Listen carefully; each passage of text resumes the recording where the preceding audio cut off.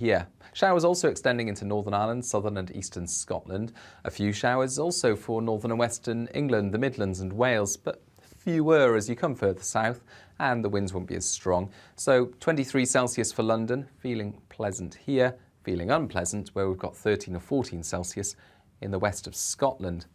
We'll also see that persistent rain continue in the north of Scotland during Saturday evening. Overnight tonight, the rain pushes north, the low moves north and begins to fill, and so the winds will gradually start to come down. Still a breezy old night, but where we get clear spells in the south, with the winds easing here, perhaps single figures on the thermometer first thing tomorrow. A bright start then for much of England and Wales. You wouldn't rule out the odd shower for western parts of England, the north of England and Wales during tomorrow, but it's actually plenty of fine and bright weather, and with lighter winds, a more pleasant day on the whole. Scotland and Northern Ireland also fewer spells of persistent rain, but quite a few showers continuing, and on the cool side, 14 to 16 Celsius in Scotland and Northern Ireland. I think high teens, perhaps low 20s for England and Wales, and with lighter winds here and some sunny spells, feeling fairly pleasant. Monday looks generally fine across the UK, with lighter winds and fewer showers.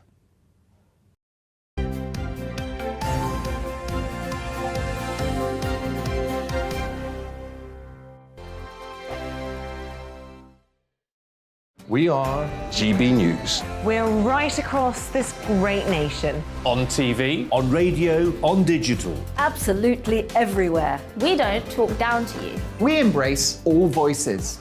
With honest and civilised conversation. We're not part of the establishment. We're one of you. And we're only getting started. Join us on GB News, The People's Channel. Britain's news channel. Every morning from 6 o'clock, we'll wake you up with GB News Breakfast with all the stories you didn't know from the night before. So whether it's serious news, entertainment, or your own views from all over our great nation, we're here to kick off your day with a smile. And the national media should be reflecting and reporting what's happening here. You will notice the northwestern accents. Whether you're with us on TV, radio, or online, every morning, it's breakfast from 6 a.m. Hope you can join us. Join us for Ministry of Offence, the comedy panel show that's just like the news, in that the left fights the right and it doesn't really seem to matter who wins. We cover the big stories. It was in fact a troop of baboons and not angry vegans. I like that. And the really important stories. Fat naked cow gets stuck in swimming pool. It's a headline in a lot of local newspapers. Yeah. We're on the same team, Nick. Yeah, but I'm just helping you. Join us for Ministry of Offence, Saturday nights, 8 o'clock on GB News. I'm Dan Wootton. Join me Monday to Thursday from 9 to 11 for the feistiest and most fun news debate on TV, where free speech reigns. I'll bring you a sharp take on the day's biggest stories, bombshell newsmaker interviews, and A-list guests. And I guarantee you, no spin, no bias, no censorship, and no reason to go to bed. That's Dan Wootton tonight, Monday to Thursdays from 9 on GB News.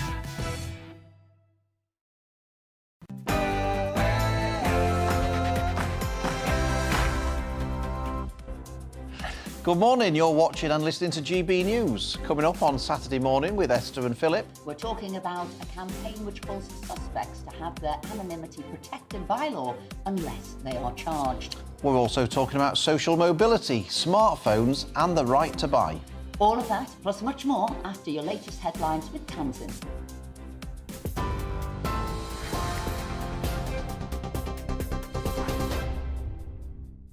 Esther, thank you. Good morning. It's just after 10 o'clock. Here is the latest from the GB newsroom. Prince Charles has reportedly described the government's policy of sending asylum seekers to Rwanda as appalling.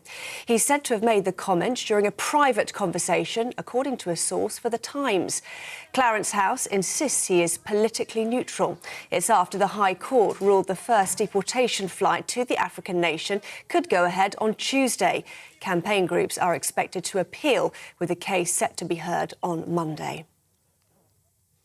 A man has been arrested on suspicion of murder after a teenager was stabbed at his home in Manchester. The 15-year-old boy's mother, who was also seriously injured, is now in a stable condition in hospital. Police, who described the attack in the Miles Platting area as ferocious, believe the 44-year-old suspect is known to the victims. 3 people have been charged with the murder of a father whose remains were found in a woodland. Mohammed Shah Subani was reported missing in May 2019 when he failed to return to his home in West London. The 27-year-old's remains were found in a woodland in Buckinghamshire 7 months later. The 3 arrested are due to appear in court today. Brazilian police have found what are apparently human remains in the Amazon River, where a British journalist and Indigenous expert disappeared. Dom Phillips and his travel companion Bruno Pereira were last seen on Sunday after visiting a remote part of the rainforest in São Rafael. Local police are reportedly focusing their investigation on illegal fishermen and poachers. Ukraine's President Zelensky says Russia was trying to break every town in the Donbass. In his nightly address, President Zelensky says cruel battles with Russian forces are continuing to take place in the southeastern Donbass region. He's calling on Western nations to provide Kiev with more weapons so the country can continue its resistance. Student loan interest rates will be capped for a year to protect against soaring inflation. From September, the rate won't exceed 7.3%. Borrowers were to face a 12% rate at the end of the summer. The Department for Education has stepped in, calling it the largest scale reduction of student loan interest rates on record. Calls for a new salt and sugar tax are expected to be rejected in the latest government food strategy to be published on Monday. A leaked paper suggests that ministers will leave out key recommendations from a major review. The report had called for a sugar and salt tax as part of efforts to transform the nation's diet and to protect the environment. The government is expected to accept most of the report's recommendations. 1 in 6 workers say they wouldn't be able to make ends meet for even 1 month if they lost their job. The Building Societies Association says a quarter of people also believe money worries affect their ability to do their job. It said people won't be able to save money in the coming months amid the ongoing cost of living crisis. This is GB News. We'll bring you more news as it happens. Now it's back to Saturday Selection and Esther and Philip.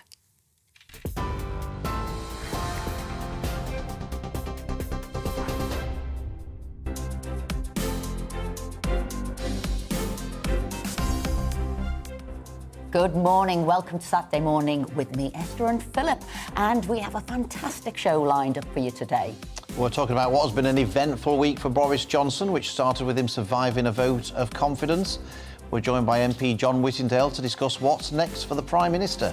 And we meet Daniel Janner, QC, who, along with Cliff Richard and Paul Gambaccini, are campaigning for suspects to have their anonymity protected by law unless they are charged with a crime. We will also discuss Prince Harry and the news that he's suing Associated Newspapers Limited for libel over an article published in February. And we want to hear from you this morning, so if you want to get involved in the show, please email us at gbviews@gbnews.uk, or you can tweet us on GB News.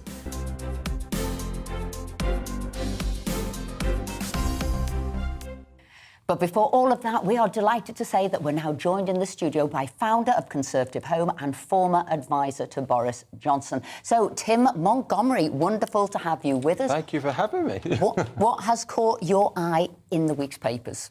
Well, first story, I think, is on the front of the Financial Times. It was just in the news story we heard, and that the government have a big food review about to be published by Dimbleby, was the founder of the, which is the Leon, which is a very expensive way of eating not very much, as far as I can work out.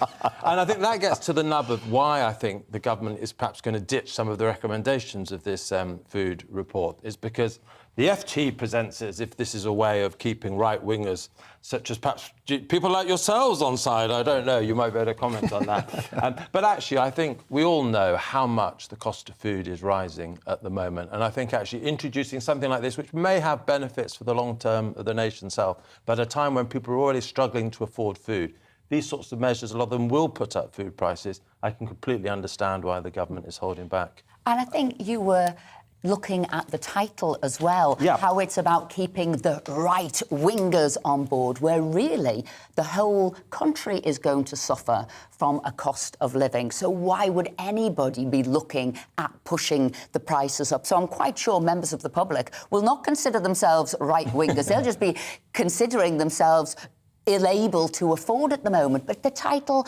there, really partisan, really divisive in a way. It says more about the FT than it does about the subject. So in many respects, because I mean, if I'm considered a right winger, you can comment on whether I am or not, Tim. I don't know. I'm sure I'm a right winger as well. But if I am considered a right winger, it is keeping me on side because the plans to. I mean, I think that taxing things like salt and sugar and banning buy one get one free offers and all this kind of stuff, it's bad enough at any time, in my opinion. I don't believe in the nanny state interfering in people's lives in that way, but as you say, during a cost of living crisis, it's downright bonkers.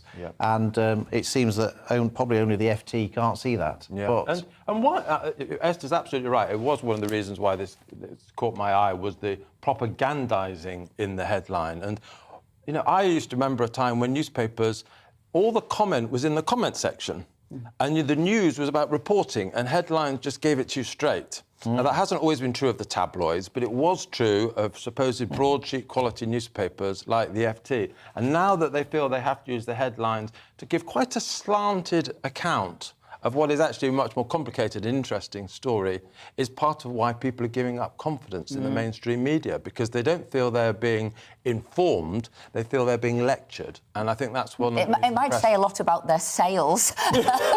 They might need more sales, so they make slightly more alarming headlines. Now, the story that caught my eye this week, it goes back actually right to the very start of the week. It was during the Platinum celebrations, Jubilee celebrations. And if you recall, National Treasure, Len Goodman, was on the BBC coverage, and they were talking about curry and curry powder. And he said on the BBC coverage, live coverage, he said, my grandma used to call that stuff foreign muck, right? Which I thought was a statement of obvious fact, because I suspect lots of people of that generation, that's what they did call it. I'm pretty sure my grandma used to call it exactly yeah, the same. my grandma didn't get much further than egg and chips and peas, so that... Exactly. I'm pretty One of my favourite meals still. Yeah. But the extraordinary thing about this story, from my view, was that the BBC felt the need later on in the day to apologise for Len Goodman's comments in case anybody was offended by them. And I thought to myself, how can it have come to the state? I will probably find that GB News apologised for me mentioning it now, but I very much hope not. But how can we get to the point where the people like the BBC have to apologise for Len Goodman stating a fact, not an opinion, a fact, which probably sums up what lots of people of that generation. And I just thought, this country's gone mad if that's the state we've got ourselves into. Well, what do you make of it? The BBC has certainly gone mad. Whether the whole country has gone mad, I suppose the thing was that any criticism of anything sort of foreign now is somehow racist or xenophobic, when actually people probably didn't mean that at all. I'm sure Len Goodman's, family and grand or whatever didn't mean that. It was just an idea that we were very traditionalist, perhaps a little bit cautious in how we ate in the past. We boiled our vegetables to death, didn't we? Exactly, still do. But doesn't it show how much we've moved on when now, isn't it something like the dish most ordered in the UK is something like a chicken biryani or something? Doesn't it show how that integration, that moving on, or what have you? But all that time ago, and he's no spring chick as Len, so his grandmother said it, you know what I mean? It was quite a long time ago. So this is what was said, and as we believe in free speech, you can laugh at some of these things. Who'd have believed it, how things have moved on. But if you can't even have that discussion and can't talk historically in somebody's lifetime, I just think that's a real clamping down of free speech. I just hope Len Goodman isn't cast out into broadcast in Siberia because he said that. But it wouldn't surprise me if the BBC now banished him from the airways. So I hope that doesn't happen. You'll have to have him on here. Absolutely, we'd be delighted to. We'd be delighted to. I think it's a general thing in our culture now, which I find most disappointing, really, is there is a lack of charity and generosity to people when I don't think that's a controversial statement. But even when someone makes something controversial, people assume there's a worse possible motive behind it, rather than just saying something like, what did you mean exactly about that, if you're not sure? Or allow them to finish a sentence, which could actually mean, oh, blummin' haven't we come a long way? Oh, I can't believe she said that. But you never get to that final point, which then takes it out of context. The biggest growth industry in the British economy at the moment is the offence industry. Yes. People just love taking offence. Absolutely. Usually on somebody else's behalf. Well, listen to this one. This is caught my eye this week, and this is about Nicola Sturgeon, right? So every pupil, this is what she's saying, in Scotland will soon have to wear gender-neutral uniforms under proposal. So Scotland's First Lady now is focusing not on pupils' grades, which have tumbled down the league in Scotland. She's not focusing on grades or discipline or attainment. No, she's focusing on whether you should have pleated skirts or pants. I mean, absolutely unbelievable, though she's citing as justification that it's about the cost of living. And this will help people with the cost of living if everybody's wearing the same uniform, or maybe they're sharing them within families, who knows. But what a load of nonsense. And I'm amazed, really, that the voters in Scotland are so blinded, really, and that she can talk about what I would say was irrelevant when you are looking at serious things happening in that country. The Green spokesperson did say, though, maybe letting the cat out of the bag, this is about promoting equality in our classrooms. Now, that is no way to promote equality either. What you need to do is let every pupil fulfil their potential by getting good grades, not by what they're wearing. Crazy. Gender-neutral uniforms? Should that be a government diktat? I'm very disappointed, actually, that you two aren't wearing gender-neutral clothing. Well, to be fair, I think we should be like in Star Trek sort of uniforms. I'm pleased I've got Phil into pink, so there's a bit of gender neutrality there, and I'm wearing a jacket. What can I do? Well, yeah. Shirtless, though. Well, surely it should be for schools to decide what the uniform is. Of course it should be. And look, I hope one day, I hope rather than expect, that accountability will catch up with the SNP in Scotland, because they have some of the worst drug problems in Europe, terrible rates of drug death. I'm old enough to remember that the Scottish education system used to be seen as the best in Britain. And now, in so many ways, it's the worst on so many measures. When are the Scottish people going to hold this SNP government in Edinburgh to account for multiple failures? And I'm afraid, as you sort of hinted at, Esther, I'm afraid this is a distraction from that they focus on nonsense like this. And have we got another bit of nice distraction, a fun story? Am I allowed to sing? Well, if viewers can email us in. I don't know whether people can see this. You might be able to. Esther's not allowed to sing, I can tell you that. Yes, for nothing. One of the things I loved, and wasn't last weekend with the Jubilee celebrations perfect, I just loved seeing Julie Andrews with her tribute to the Queen. And there was a gala tribute to her, and one of the things, she met with some of the Von Trapp children from the Sound of Music film, and there's a lovely picture on page 3 of the Mirror of this reunification, reuniting. And we are 60 going on 70, la da da da da da. So taking the song from the Sound of Music, and the Mirror put it on page. I love it. No longer 16 going on 17, but 60 going on 70. But having said that, she's 86. Could not believe it. Amazing. I was impressed with the singing, Tim. I think you waited. At least someone noticed. You're now allowed to come back at 11 o'clock. However, after being used to listening to Esther sing, to be honest, anything would be better than that. Oh, you're going to be in trouble. I am. I know. It's true, though. It'll just be you and me then at 11. Thank you very much. Bye, Phil. Anyway, now, you might remember a few months ago we had Paul Gambaccini on our show, and he invited us along to the meeting that was held this week in the House of Lords, along with himself, Cliff Richard, Harvey Proctor, and some of the best legal minds in the country, as they appealed to lawmakers to change what they considered to be the unfair practice of suspects being named before they've been charged. And, of course, we know the very harrowing situation of Cliff Richard when the BBC filmed and broadcast the police searching his property. Cliff successfully sued and won against the BBC for breach of privacy. Joining us now is Daniel Janner QC, who founded the group FAIR after his father, the late Lord Janner, faced allegations of child sex abuse. Daniel, thank you very much for joining us today. What was this meeting all about? What is it that you particularly want to see, and from whom? Well, good morning. We are running a campaign called FAIR, falsely accused individuals for reform, and we're concentrating on this issue of anonymity until charged, because we say that it's fair that somebody's good name should be protected. And the problem that has happened in respect of cases like Cliff Richard, indeed my own father, who you mentioned, was that the individual becomes live bait for false accusers. And it's worse than that, because the innocent person's name is stained for life. And so we think it is fair that the suspect be given the same sort of treatment and protection that the complainant has, because the complainant in sex cases has anonymity, as it happens, for life.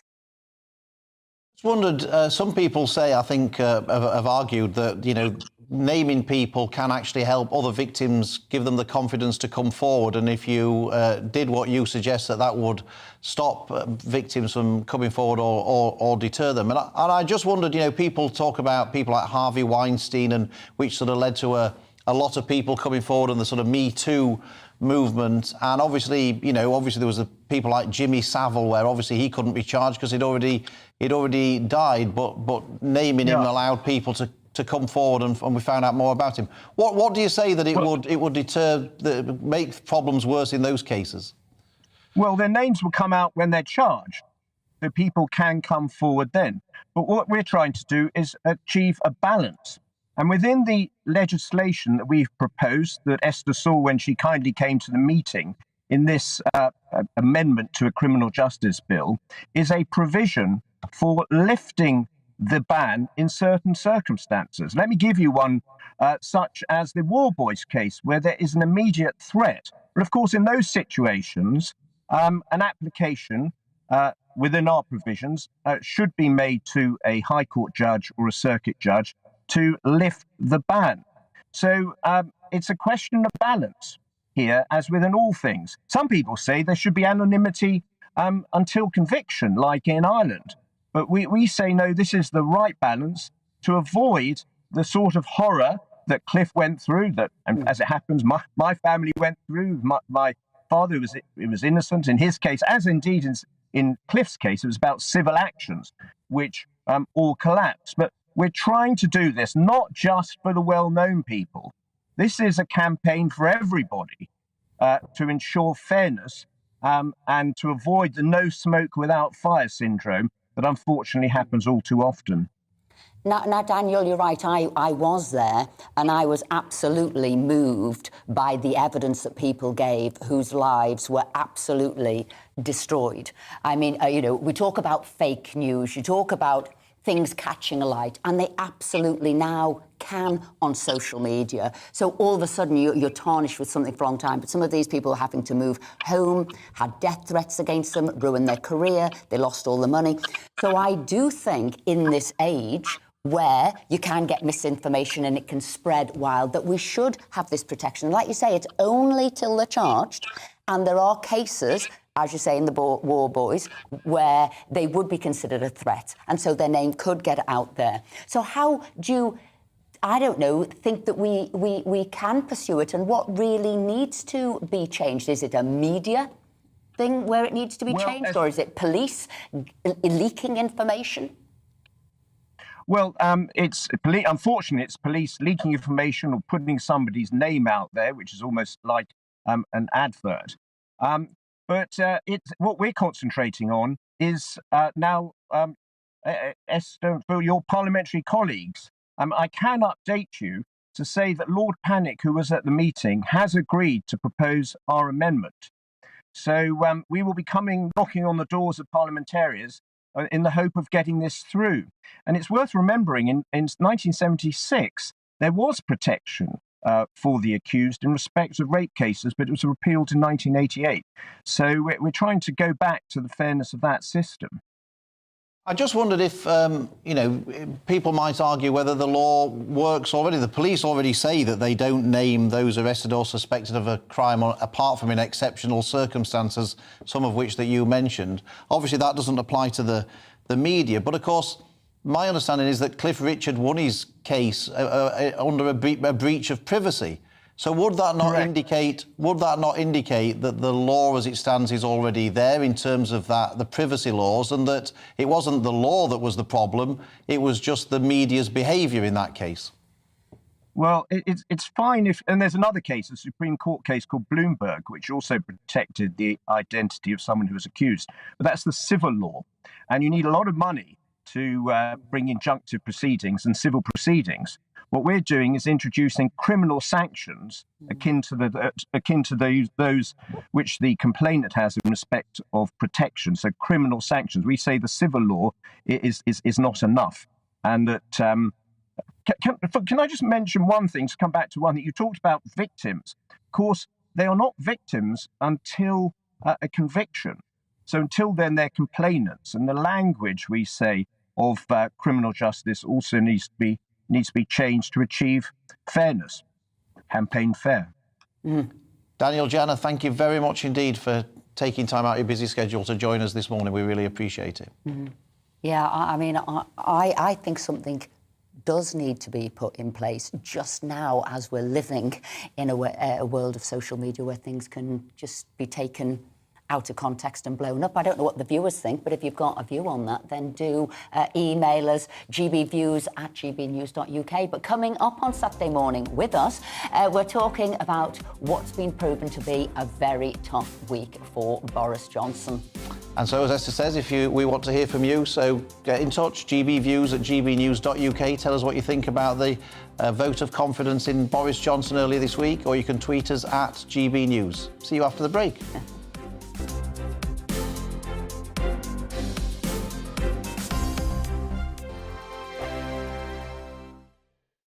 We are GB News. We're right across this great nation. On TV, on radio, on digital. Absolutely everywhere. We don't talk down to you. We embrace all voices. With honest and civilised conversation. we're not part of the establishment. We're one of you. And we're only getting started. Join us on GB News, The People's Channel. Britain's news channel. Every morning from 6 o'clock, we'll wake you up with GB News Breakfast with all the stories you didn't know from the night before. So whether it's serious news, entertainment, or your own views from all over our great nation, we're here to kick off your day with a smile. The national media should be reflecting and reporting what's happening here. You will notice the northwestern accents. Whether you're with us on TV, radio, or online, every morning, it's breakfast from 6 a.m. Hope you can join us. Join us for Ministry of Offence, the comedy panel show that's just like the news, in that the left fights the right and it doesn't really seem to matter who wins. We cover the big stories. It was in fact a troop of baboons and not angry vegans. I like that. And the really important stories. Fat naked cow gets stuck in swimming pool. It's a headline in a lot of local newspapers. Yeah. We're on the same team, Nick. Yeah, but I'm just helping you. Join us for Ministry of Offence, Saturday nights, 8 o'clock on GB News. I'm Dan Wootton. Join me Monday to Thursday from 9 to 11 for the feistiest and most fun news debate on TV, where free speech reigns. I'll bring you a sharp take on the day's biggest stories, bombshell newsmaker interviews, and A-list guests. And I guarantee you, no spin, no bias, no censorship, and no reason to go to bed. That's Dan Wootton tonight, Monday to Thursdays from 9 on GB News.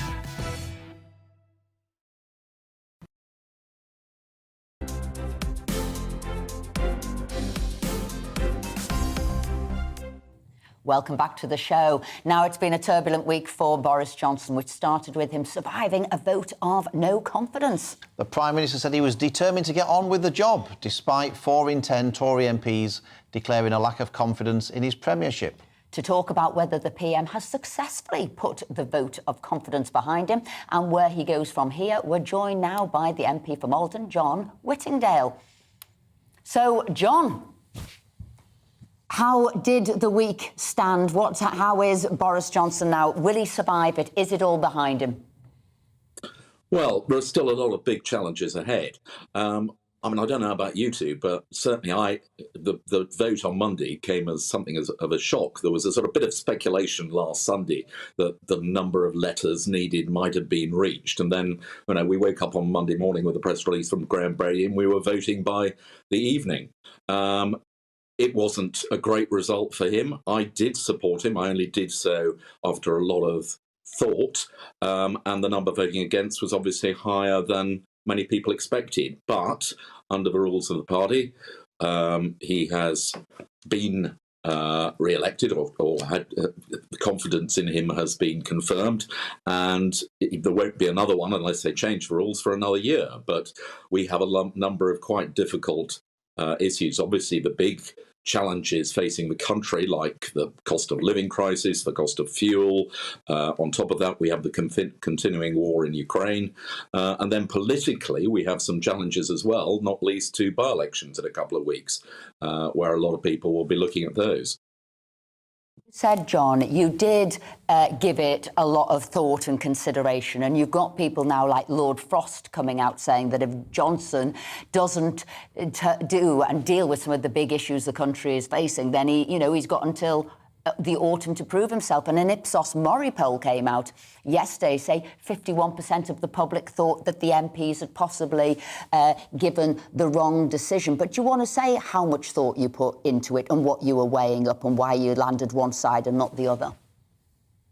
Well, I mean, the anger against Boris Johnson over the Sue Gray report, over what happened during COVID restrictions, was enormous. And I got a lot of very angry letters, and I understand how they feel. I mean, when I read the Sue Gray report, I was pretty horrified. I spent 3 years working in Downing Street, and the idea that you could have parties going on like that, even without COVID, was pretty extraordinary. But that is not a big issue now facing the country moving forward. We can all express our anger about what has happened, but we need to concentrate on these challenges ahead. Now, actually, what David Frost said, I have some sympathy with. I would like to see a more conservative programme. I would like to see tax cuts going ahead. And I do think that the Prime Minister has had been given a chance to show that he is the right man to continue to lead this country in confronting what are going to be huge challenges. John, obviously you mentioned there that you worked in Number 10 with Margaret Thatcher, and obviously people have been drawing parallels to the leadership contest that she faced, although it was a slightly different type of contest because she actually faced a challenger in Michael Heseltine at the time. And even though she sort of emerged battered but not defeated after the first ballot, she stood down a couple of days later. Do you see any parallels between what happened in 1990 to Margaret Thatcher in that leadership contest and what happened to Boris earlier this week? Well, they were very different times. As you say, the system was different. The irony was that actually, under the rules we have now, Margaret Thatcher would have won because she did get 50% of the number of MPs voting. She just didn't get enough to meet the second threshold, which was a majority of a certain size. But under today's rules, she'd have been okay. But I think she recognised, particularly at that time, the party had very fundamental divisions over Europe, over the poll tax, and it was not going to be possible to unite the party, even though the election had taken place. I think it's different today. I don't detect the same level of split within the party over fundamental issues. Europe has been settled, although there are still some who'd like to turn the clock back, but we have left the European Union. We will argue about it to the extent to which we would like to see tax cuts or we'd like to see reduction in the deficit, but there is not a major division on policy in that there was in the past. It's much more about the personality today of Boris Johnson. Now, John, I see that Boris Johnson is starting his fight back, and he probably will be pleased with the court case yesterday that the High Court ruled that his immigration policy and people being sent to Rwanda can go ahead. What do you think of that ruling from the High Court yesterday? Well, firstly, I think the policy is actually quite a sensible one. The people who will be sent to Rwanda are young males who are economically active. Where there is a shortage in Rwanda, there is not. In this country, we have problems being created by the level of migration. In Rwanda, they want to have migrants, and the people trying to get to this country do so because they want to be economically active and to be able to earn money, which they will be able to do. So on the basic policy, I have no great difficulty. I think it meets a number of objectives. The court ruling yesterday, I would hope also, is a recognition that Parliament decided that it favoured this policy, and it is for Parliament to decide and not for the courts. John Whittingdale, thank you very much indeed for joining us this morning. Thank you. So stop fixating on getting poor children to university and celebrate small steps up the ladder. That's according to the chairman of the Social Mobility Commission. Catherine Burble-Singer, who is also a head teacher, urged the country to move away from the notion that social mobility should just be about the long upward mobility from bottom to the top. Well, we're delighted to say that Catherine joins us now. Were you surprised with all of the hoo-ha about what you said, or did you think you were stating the obvious? Well, I do believe I'm stating the obvious, but of course I have to state it because too many of us, and social mobility policy really just looks at the idea of how to move a child from the bottom right to the top. And while I have nothing against top bankers and top lawyers, and great for those kids who want to do that and who do it, that's only a few people. And the many are being completely ignored and are being left behind. And we just don't see them. We don't see the young people who are wanting to do a whole variety of different professions. And we don't congratulate them on that and celebrate their successes. And that's, I suppose, because it's quite romantic, this idea of you grew up on an estate and now you're this top CEO and you eat in very expensive restaurants. But not all of us want to be millionaires. Not all of us want to be prime minister. I became a teacher, for instance, and I'm very happy in teaching. And what we want for people, and should want, is for them to find careers where they can lead successful lives that are happy, where they have purpose and real satisfaction in what they're accomplishing. Do you think, Catherine, that too many people go to university from all backgrounds? At your school, do you sort of focus on children going to university, or do you encourage them to do other things? I've always felt that we have far too many people going to university in this country. I just wondered what you felt. Yeah, well, we do both. I mean, what's interesting, of course, I'm saying this about the many. Our sixth form is unashamedly very academic, very much about getting children into Russell Group and Oxbridge. So there is a place for that. That's part of what I do. But and that's great. But what we also must make sure we're doing is, what about those many children who are not going on to do that? Can you imagine saying to a child, well, you didn't get into Oxford, so it's all downhill now. There's nothing left for you. I mean, it's ridiculous. And yet that's how we think as a society.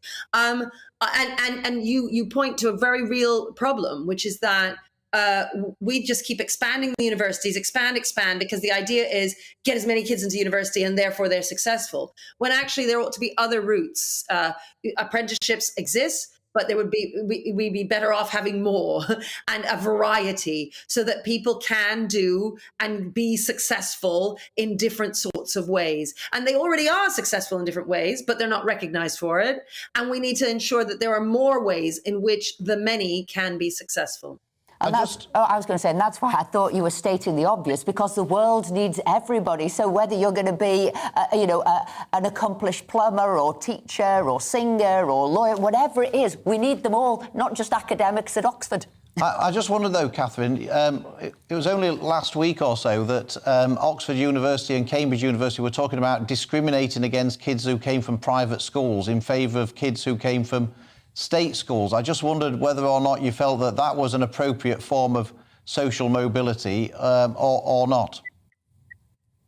Yes, well, I don't think they would say they were discriminating against the private school kids. I think what they were saying was historically, we've taken more private school kids and now we're trying to widen that. And I think it's great that they are widening it. Of course, they'll want to keep their standards. I don't know how much they lean on one side or the other. That's something for Oxford and Cambridge to think about, really. But clearly, they want a certain type of pupil, and they ought to take that type of pupil. But for all the others, of which there's the majority, we need other options for them and ones that are celebrated. And the idea from social mobility, you see, is that you don't just have to make these long upward leaps. You can make shorter advances, and sometimes over generations. And that, again, is something to be celebrated. And this idea that where people have, some of the press have deliberately misinterpreted me to say that I'm telling working class people to stay in their lanes when I've spent 25 years working in the inner city with disadvantaged children, helping them change their stars. I mean, it's just absurd, really. You also have the name of, the strictest teacher in Britain. And I've visited your school, and impressive it is. We've both visited your school. Now, I was shocked today when I saw, it was this week actually, mobile phone use, and it was the latest Ofcom figures, and it said 2/3 of children under 10 owned a smartphone, and 40% of 3- and 4-year-olds were on mobiles and going online. And I just wonder, do you think we should be so free and easy with mobile phones and this sort of connection to people and places and not protect our children a bit more? Yes. What I always say to our families, and I say to anyone who will listen really, is that there are a whole bunch of things that kids can't do. We don't let them have sex. We don't let them drive cars or smoke cigarettes or drink alcohol. And I think we should be restricting, if not banning, their phone use. And the reason for that is you do not want to give your children unrestricted access to the internet, because they will meet all sorts of people on there, people who are wanting to hurt them. And those people will then know where they live and where they go to school and who their friends are and the things that they like. Not only that, but there are all sorts of studies that have been done that show that it stops you from learning. I mean, a book cannot compete with a smartphone. A book is black and white and flat. A smartphone has all sorts of colors and explosions and things popping up. So especially if you're giving a toddler a phone, for instance, when he then doesn't like reading later, it'll be because you gave your child that smartphone. The best thing that I can say to parents to do not give them a smartphone. You know, the big tech CEOs in California, they don't give their children smartphones. In fact, when Steve Jobs was alive in 2010, when the iPad came out, journalists asked him what his own children thought of it. And he said, well, obviously, I haven't given my children the iPad. And yet we are giving our children these things, making these guys in California into billionaires, and they're flying around in their private jets off of our ignorance, while we are ruining our own children's lives, and they are making sure that they are protecting their children, and then they go off to Harvard and to Yale and so on, and then we wonder why that is the case, you know? Catherine Birbalsingh, pleasure to have you on our show. Thank you very much indeed. Thank you for having me. Coming up, former Conservative Party leader Ian Duncan-Smith joins us to discuss the Prime Minister's new plans to solve the housing crisis. That and much more after the break.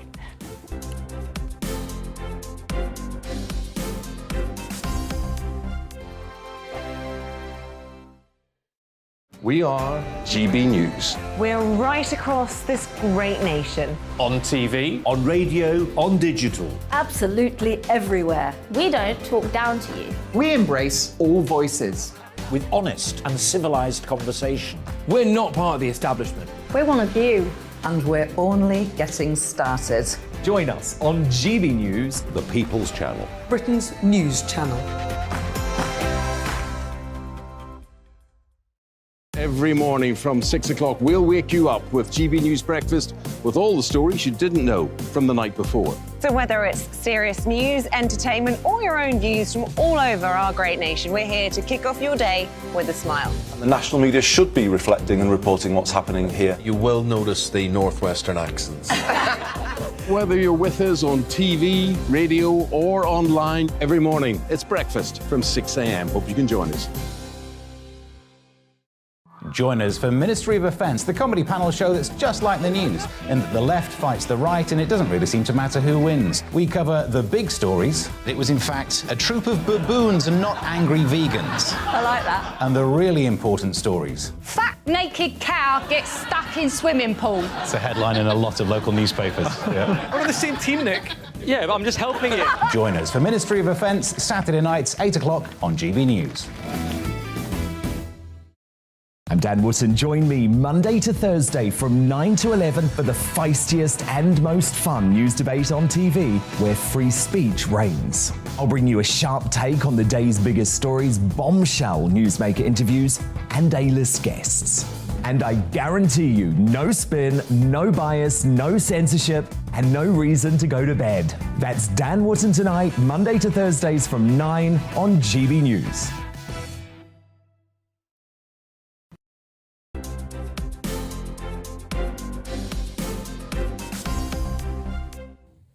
Welcome back to the show. Now, in the wake of the confidence vote held earlier in the week, Boris Johnson has announced plans to extend the right to buy, which helped millions of people purchase their council properties at a huge discount back in the 1980s and 1990s. The Prime Minister's also drawn up proposals to help families on universal credit get on the property ladder. However, critics have argued that the ideas are not thought through. Well, join us now to discuss whether the ideas have been thought through or not is former leader of the Conservative Party and creator of the universal credit system, Sir Ian Duncan-Smith.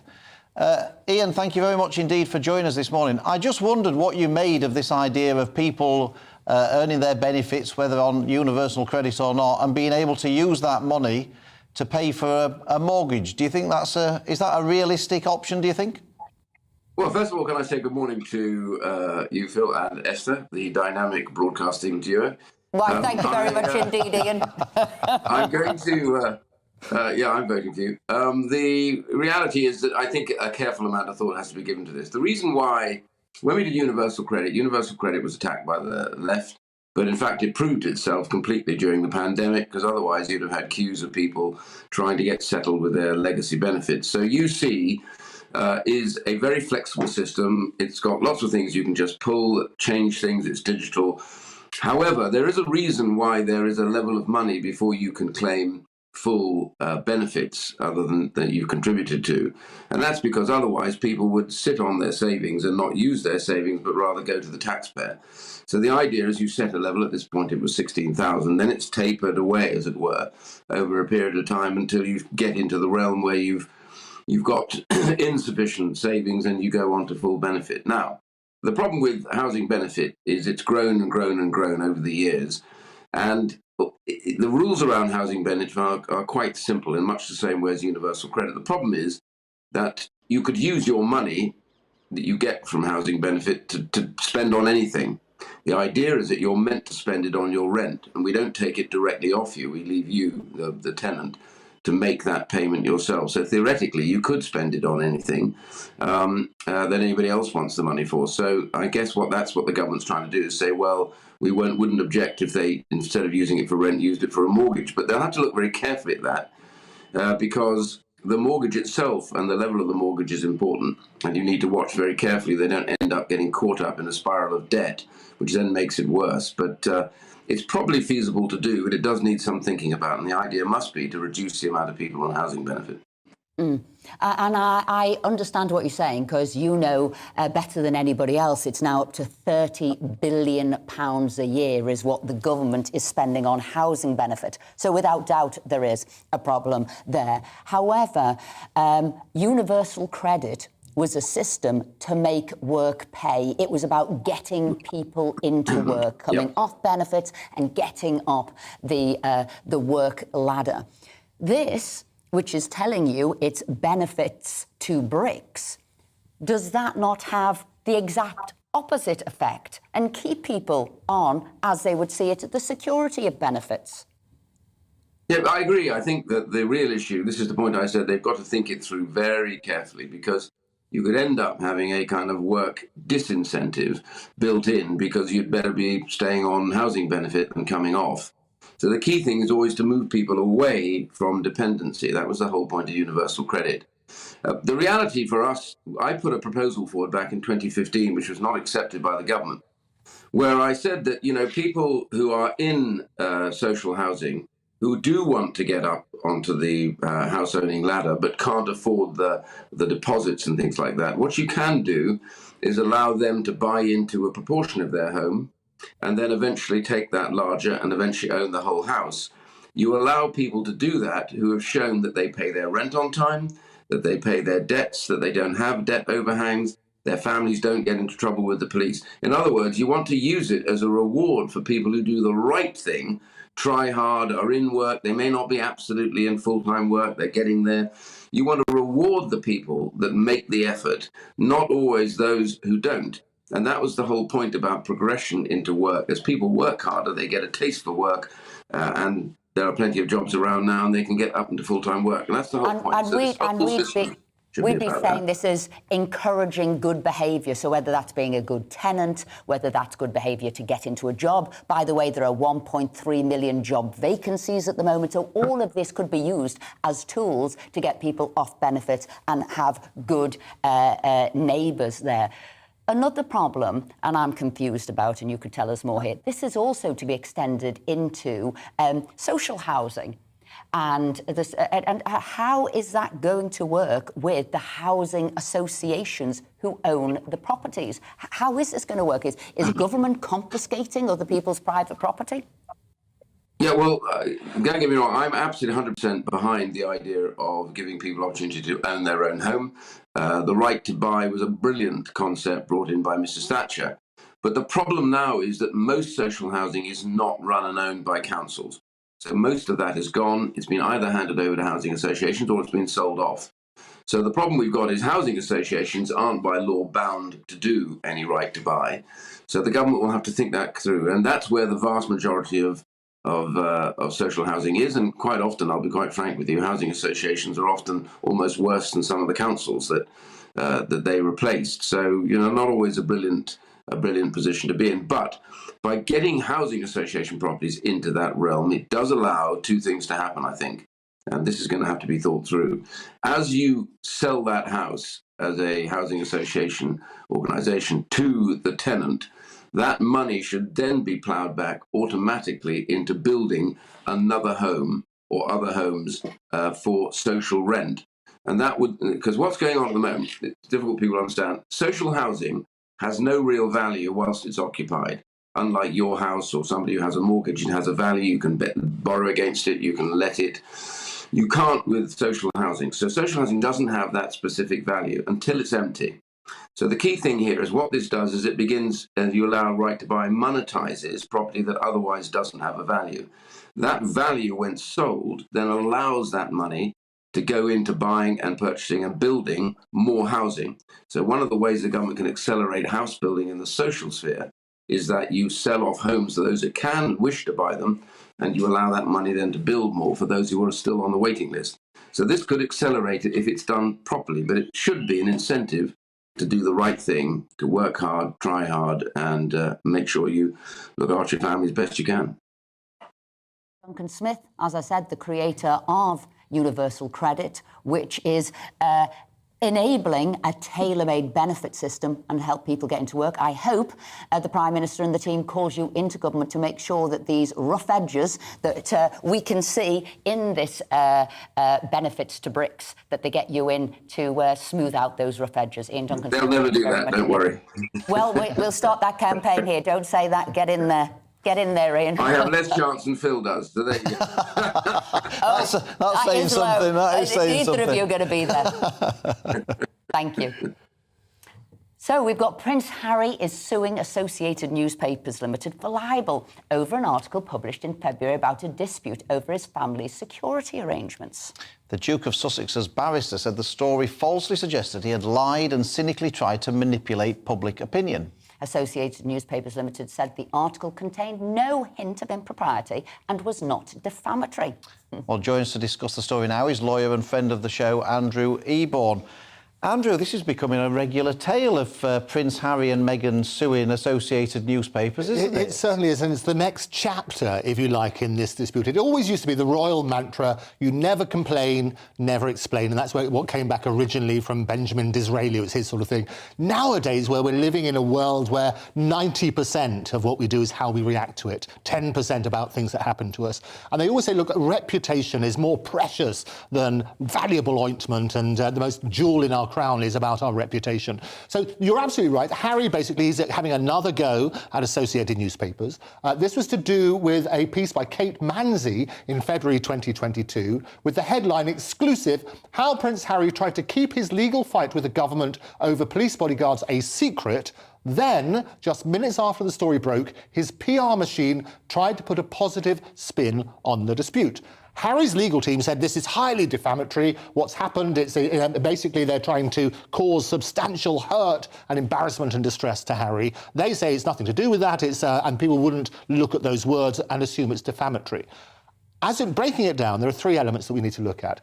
One was there a statement made in public, which it clearly was. The second thing is, was it defamatory? And to be defamatory has to bring somebody down in the eyes of right-thinking people. When you look at those words, do you think less of Harry as a result of it? Is the real sort of test. And the final thing, which is important, is has there been significant damage? So get rid of trivial cases. As you rightly said in your brilliant introduction, this is not the first time that Harry and Meghan have basically been taking action against associated newspapers. It was back in February 2021 when Harry took an action against the same people, basically about an article which said that he snubbed the Royal Marines. He snubbed the Royal Marines, he finished his royal duties, and he also ignored a letter from Lord Danett asking him to turn up for a particular event. In that case, he got substantial damages, and he gave it to Invictus Games, which is a brilliant initiative founded in 2014. Meghan was also successful in her claim against them, which concerned the publication, if you remember, of a letter from her father, a very deeply personal letter from the father. And that was published by associated newspapers. And she had two cases on that. One was about privacy, and the other was on infringement of copyright. And what they basically said, again, Meghan was successful in that because the proportion of the letter which was published was too much. The court said if they printed a little bit of it, that would have been OK. So, yes, Harry's there again. He's saying it is deeply defamatory. It's horrendous on that sort of basis. And associated newspapers are saying, no, it's not. I just wondered why they've been so litigious. I mean, is it because they are so, wounded by these things? Or is it because it's, lots of people are litigious because it deters people from printing stories about them? Do you think that might be an element of this, that it they want people to think twice before they print stories about them? I think they are genuinely deeply hurt by what's going on. I mean, Harry said famously one of the reasons he left the UK was because of British media. And I think British media have been having a pop at Harry and Meghan, maybe sometimes working backwards on the story. We always have to balance it, don't we? There's freedom of expression. Freedom of speech is the cornerstone of our democracy, but it's not freedom from consequences. Yeah. And I suspect, I was just going to say, I suppose his experience of his mum possibly shapes his view about the media and what she had to... Very, I think it does, but like you said, he wanted to escape Britain. Yeah. Well, he hasn't. He keeps coming back. So that's one thing. And the other thing, I wondered whether this, suing, is it more of an American fashion than a British one? And is the relationship with Meghan, part of this, desire to sue? Yeah, I think it's, again, a very legitimate point. It's very litigious in America. The question, it is so horrendously expensive to take a defamation here. And the reason it's so expensive is because it's so fact-reliant, which means you've got to have lots of witnesses, which means that trials tend to go on for a long time. The Defamation Act basically made sure that they wanted to be a judge who would do it rather than a jury. We saw last time we talked about Johnny Depp and Amber Heard, where it was a jury. And that was to try and save those sort of costs on that sort of basis. Or is it now that they are living their life in the media in spotlight more than ever before. Netflix series, being in TV, this, that. So they need something, and they're conjuring up stories that they can sell on. Well, I think there's a combination, and people were worried, did they have a Netflix crew with them when they came over to introduce Lilibet to Lilibet? Oh, and the Queen was spot on there, wasn't she? We won't have a photo with your photographer of Lilibet with Lilibet, so the Queen's no fool. No, she absolutely isn't any fool, an absolute thing on that sort of basis. But you're right, let's look at that, let's keep to the facts, but make sure freedom of expression, but not freedom from consequences. Andrew, thank you very much indeed. You'll come back to give us more of your legal take on situations as they unfold. But coming up in the next hour of the show, we're talking about the High Court ruling to send asylum seekers to Rwanda. And we want to hear from you this morning, so if you want to get involved in the show, please email us at gbviews@gbnews.uk, or you can tweet us at gbnews. Hello, a very good morning to you. It's not going to feel like summer today across Scotland and Northern Ireland, windy with showers, and that wind will be touch and gale force around exposed western coasts of Scotland because of an area of low pressure, unseasonably deep for the time of year. That bringing tightly packed isobars across much of the north of the UK. A blustery day for many, but the strongest winds reaching the Western Isles, where gusts will be in excess of 50 miles an hour. That, in combination with the fact that we've got long spells of heavy rain into the Western Isles as well as the West Highlands, will make for an unpleasant day here. Showers also extending into Northern Ireland, southern and eastern Scotland. A few showers also for northern and western England, the Midlands and Wales, but fewer as you come further south, and the winds won't be as strong. So 23 Celsius for London, feeling pleasant here, feeling unpleasant where we've got 13 or 14 Celsius in the west of Scotland. We'll also see that persistent rain continue in the north of Scotland during Saturday evening. Overnight tonight, the rain pushes north, the low moves north and begins to fill, and so the winds will gradually start to come down. Still a breezy old night, but where we get clear spells in the south, with the winds easing here, perhaps single figures on the thermometer first thing tomorrow. A bright start then for much of England and Wales. You wouldn't rule out the odd shower for western parts of England, the north of England and Wales during tomorrow, but it's actually plenty of fine and bright weather, and with lighter winds, a more pleasant day on the whole. Scotland and Northern Ireland also fewer spells of persistent rain, but quite a few showers continuing, and on the cool side, 14 to 16 Celsius in Scotland and Northern Ireland. I think high teens, perhaps low 20s for England and Wales, and with lighter winds here and some sunny spells, feeling fairly pleasant. Monday looks generally fine across the UK, with lighter winds and fewer showers.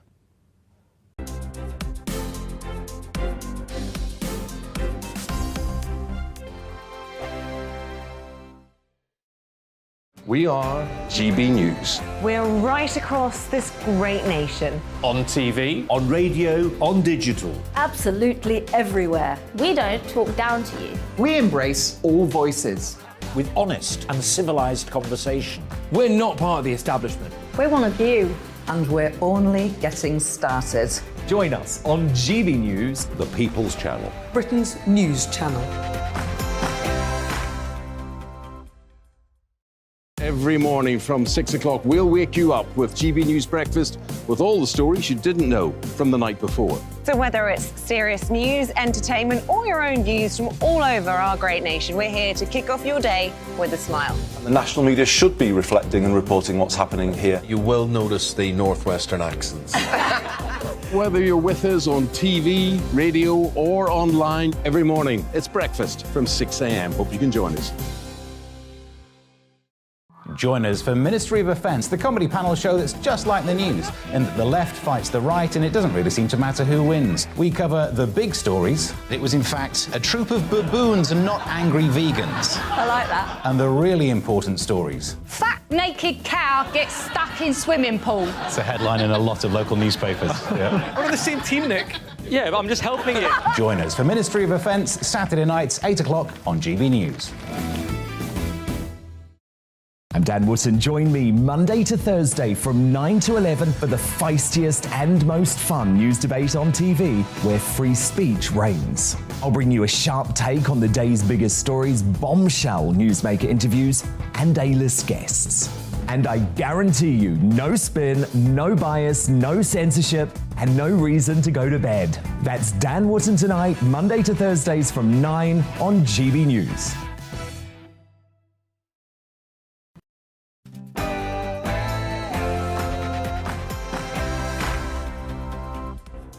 Good morning and welcome back to Saturday Morning with me and Phil.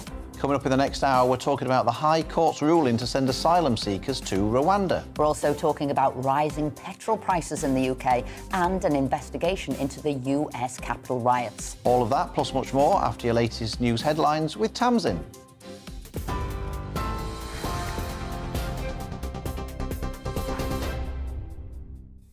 Philip, thank you. Good morning. It's 11 o'clock. Here's the latest from the GB newsroom.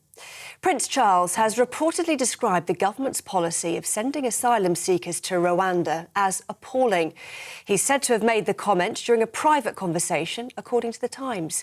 Clarence House insists he is politically neutral. It's after the High Court ruled the first deportation flight to the African nation can go ahead on Tuesday. Campaign groups are expected to appeal, with the case set to be heard on Monday.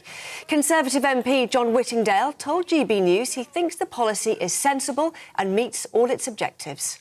The people who will be sent to Rwanda are young males who are economically active, where there is a shortage in Rwanda. There is not in this country. We have problems being created by the level of migration. In Rwanda, they want to have migrants, and the people trying to get to this country do so because they want to be economically active and to be able to earn money, which they will be able to do. So on the basic policy, I have no great difficulty. I think it meets a number of objectives. The court ruling yesterday, I would hope also, is a recognition that Parliament decided that it favoured this policy, and it is for Parliament to decide and not for the courts. A man's been arrested on suspicion of murder after a teenager was stabbed at his home in Manchester. The 15-year-old boy's mother, who was also seriously injured, is now in a stable condition in hospital. Police, who've described the attack in the Miles Platting area as ferocious, believe the 44-year-old suspect is known to the victims. 3 people have been charged with the murder of a father whose remains were found in a woodland in Beaconsfield. Mohammed Shah Subani was reported missing in May 2019 when he failed to return to his West London home. The 27-year-old's body was discovered 7 months later. The accused are due to appear at Westminster Magistrates Court later today. Brazilian police searching for a missing British journalist, have found what appears to be human remains in the Amazon River.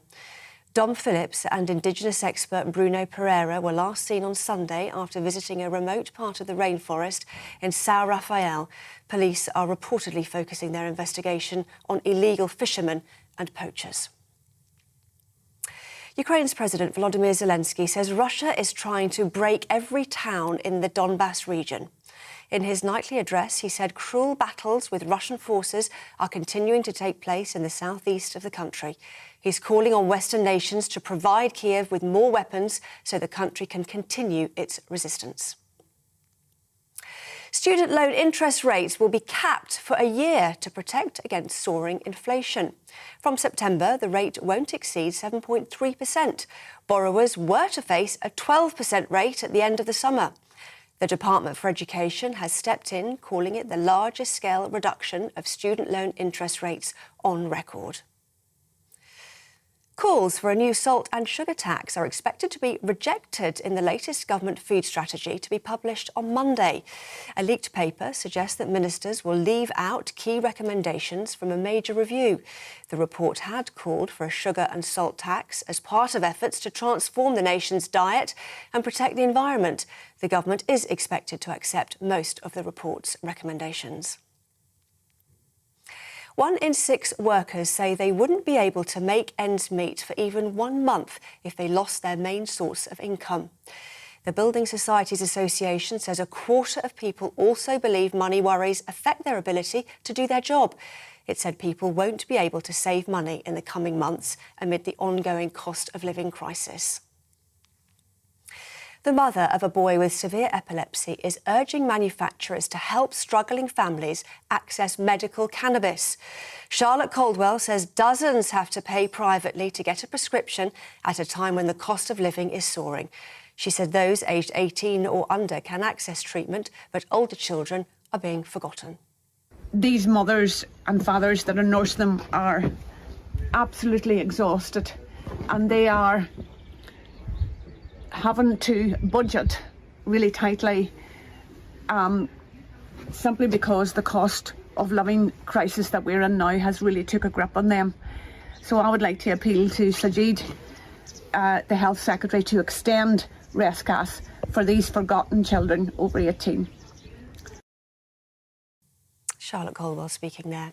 This is GB News. We'll bring you more news as it happens. Now it's back to Esther and Philip.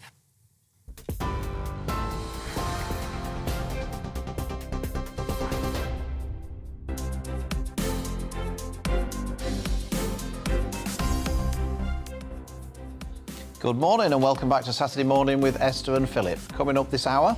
Well, we're talking about yesterday's High Court ruling, which has given the go-ahead for asylum seekers to be flown from the UK to Rwanda. We're also talking about rising petrol prices in the UK, and to discuss what's fueling the crisis, we'll be joined by the founder of Fair Fuel UK. We'll also be talking about the Capitol Hill riots, after an investigation in the US was told that former President Donald Trump staged an attempted coup. And loads of you have been getting in touch already, but we want more. So if you want to get involved in the conversation, then please email us at gbviews@gbnews.uk, or you can tweet us at gbnews.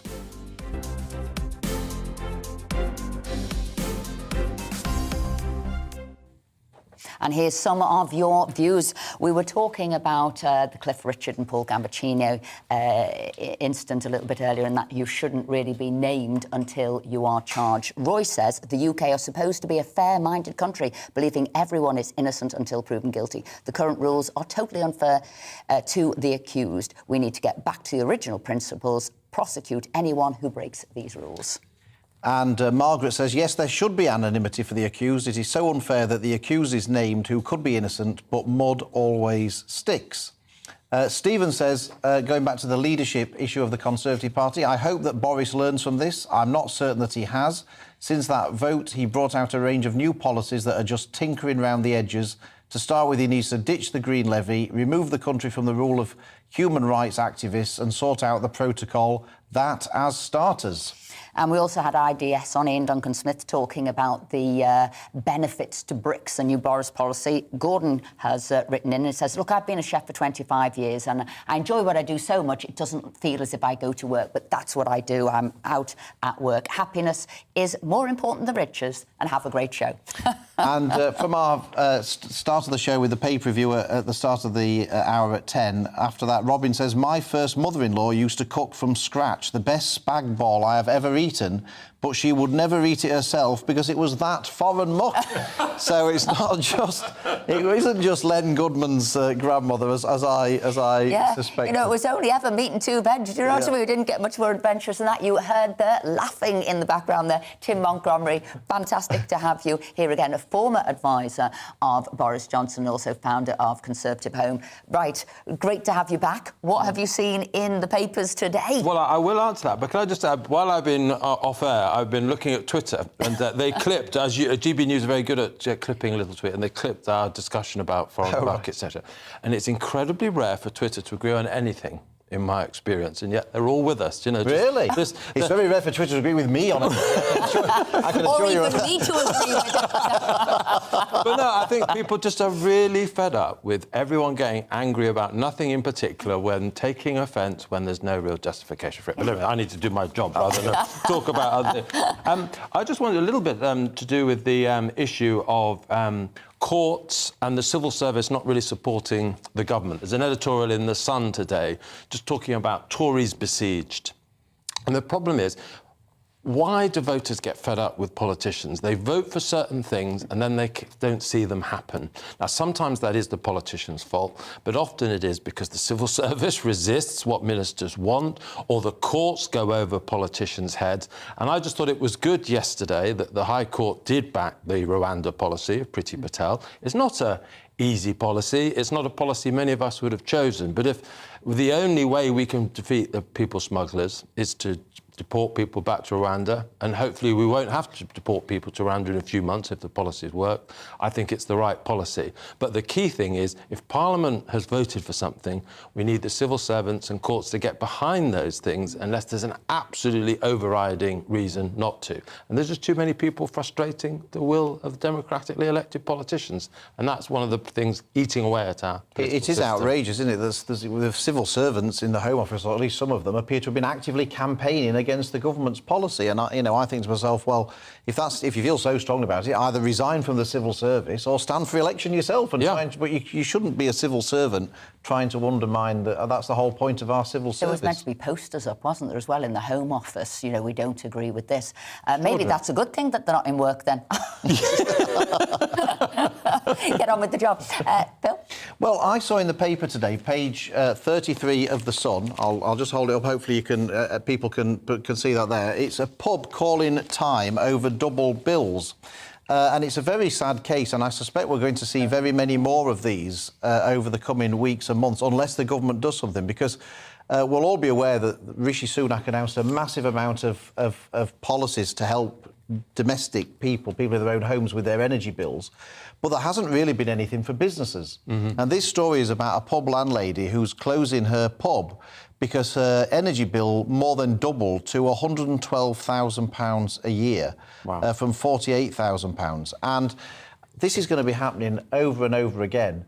And not just with pubs, I mean, but, you know, I have a lot of manufacturing businesses in my constituency. They have massive energy bills. They're never going to be able to cope with these increased energy bills. And I very much hope that Rishi Sunak looks at what he can do to help businesses through this, because it isn't just people in their own homes who are struggling. Yeah, and Stephen, who we read out what he said before, but like he said, get rid of those green taxes, and that would significantly help these bills for the business sector if they got rid of that. Do you see this as a big issue going forward, businesses and their energy bills? Absolutely, and I'm afraid it's probably going to get worse before it even gets better because of this ongoing situation in Ukraine. But I tell you what, I don't know if you saw the story last week that for the first time in London, a pint had reached £8. Good grief. In certain pubs. And you think that's unbelievable. But when pubs are having to pay enormous bills like this, you can begin to understand why they have to charge such an extraordinary amount. Just quickly before going to yours, you just reminded me, on the same page of The Sun, it says that Brummy boozers are the slowest at the bar, averaging 35 seconds to decide what to order. No wonder if it's £8 a pint.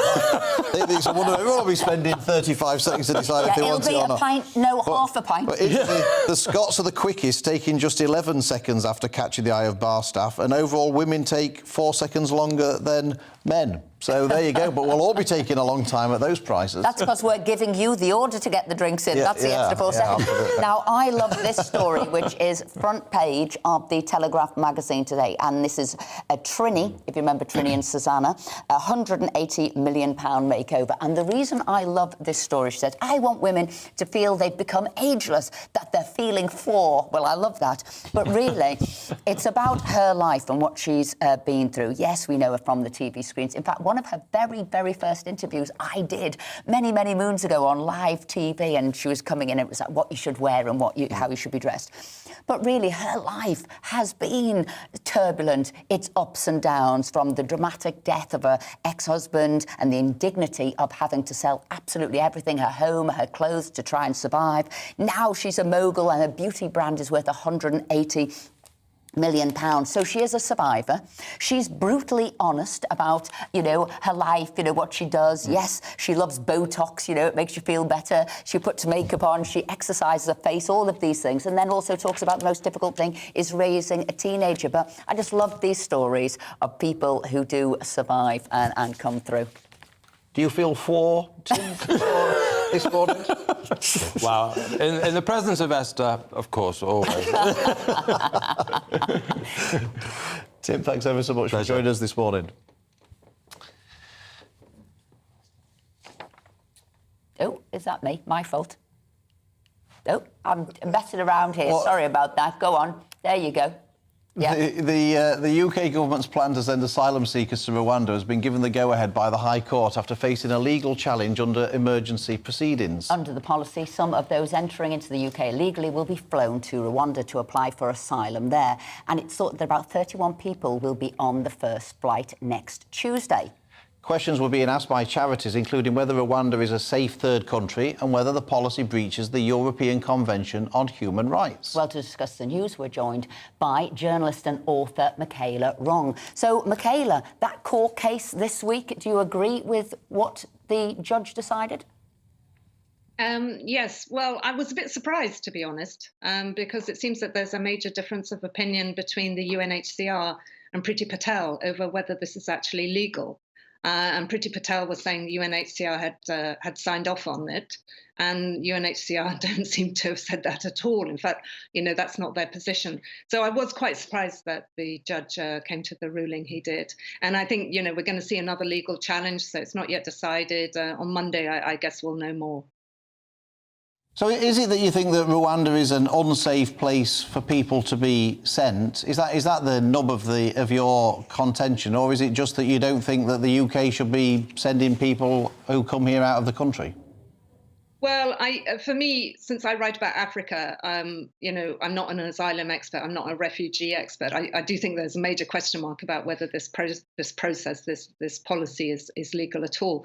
But my concern is about Rwanda, and it seems to me of all the places in Africa that you would choose, it's the most inappropriate. You're not going to send. You shouldn't be sending tens of thousands of refugees. I think that was originally the figure being named to the most densely populated country in Africa. I mean, there is no land available in Rwanda. So the idea that people will settle there, maybe they'll be given plots of lands, jobs will materialize. I mean, it's a complete pipe dream. But otherwise, there are also some major human rights issues and human rights concerns. I mean, this is a country, British officials just last year at a UN human rights review in Geneva were asking the Rwandan government to investigate allegations of extrajudicial executions, torture in detention, lots of disappearances. We also know that Rwanda is a country that reaches out, just like Russia, just like Saudi Arabia, reaches out across its borders and targets and takes out people who are have dared to stand up and criticize Paul Kagame. It's a very repressive, frightening country. And the idea that you will be sending people who are fleeing dictatorship, who are fleeing repressive governments, sending them to Rwanda is just bizarre. I mean, of all the countries to pick in Africa, that would be not the one I would have chosen. Well, I'm surprised you say that, Michaela, because last year the UNHCR arranged for refugees to be sent from Libya to Rwanda, and also Nyana Bose, who is the UNHCR's Comprehensive Refugee Response Officer, said in December last year, Rwanda has done an excellent job integrating refugees into the national education system, including urban refugees in the National Community-Based Health Insurance Plan, providing them with national ID cards and offering them livelihood opportunities. So it would appear from that the United Nations think that Rwanda is very good at dealing with refugees. Well, they thought that in that instance, that was a very particular instance, because basically what was happening is that you had these prisons and detention centres in Libya that were completely overwhelmed and flooded, and the treatment of the detainees, well, they were detainees, but there were people who were trying to flee and build better lives in the West, was absolutely appalling. There was a massive human rights crisis in Libya, in those detention centres, and Rwanda at that stage stepped up and was one of the countries that said, OK, we'll take these people. They needed to be evacuated from there in extremis as a matter of urgency. So the UNHCR was very grateful for that and praised the Rwandans for that. But, that doesn't mean that the UNHCR is signing off on this methodology of offshore asylum processing. In fact, they have made their position clear on this, that this is not the way to deal with the asylum seekers who are turning up in the UK. It's a different... Michaela,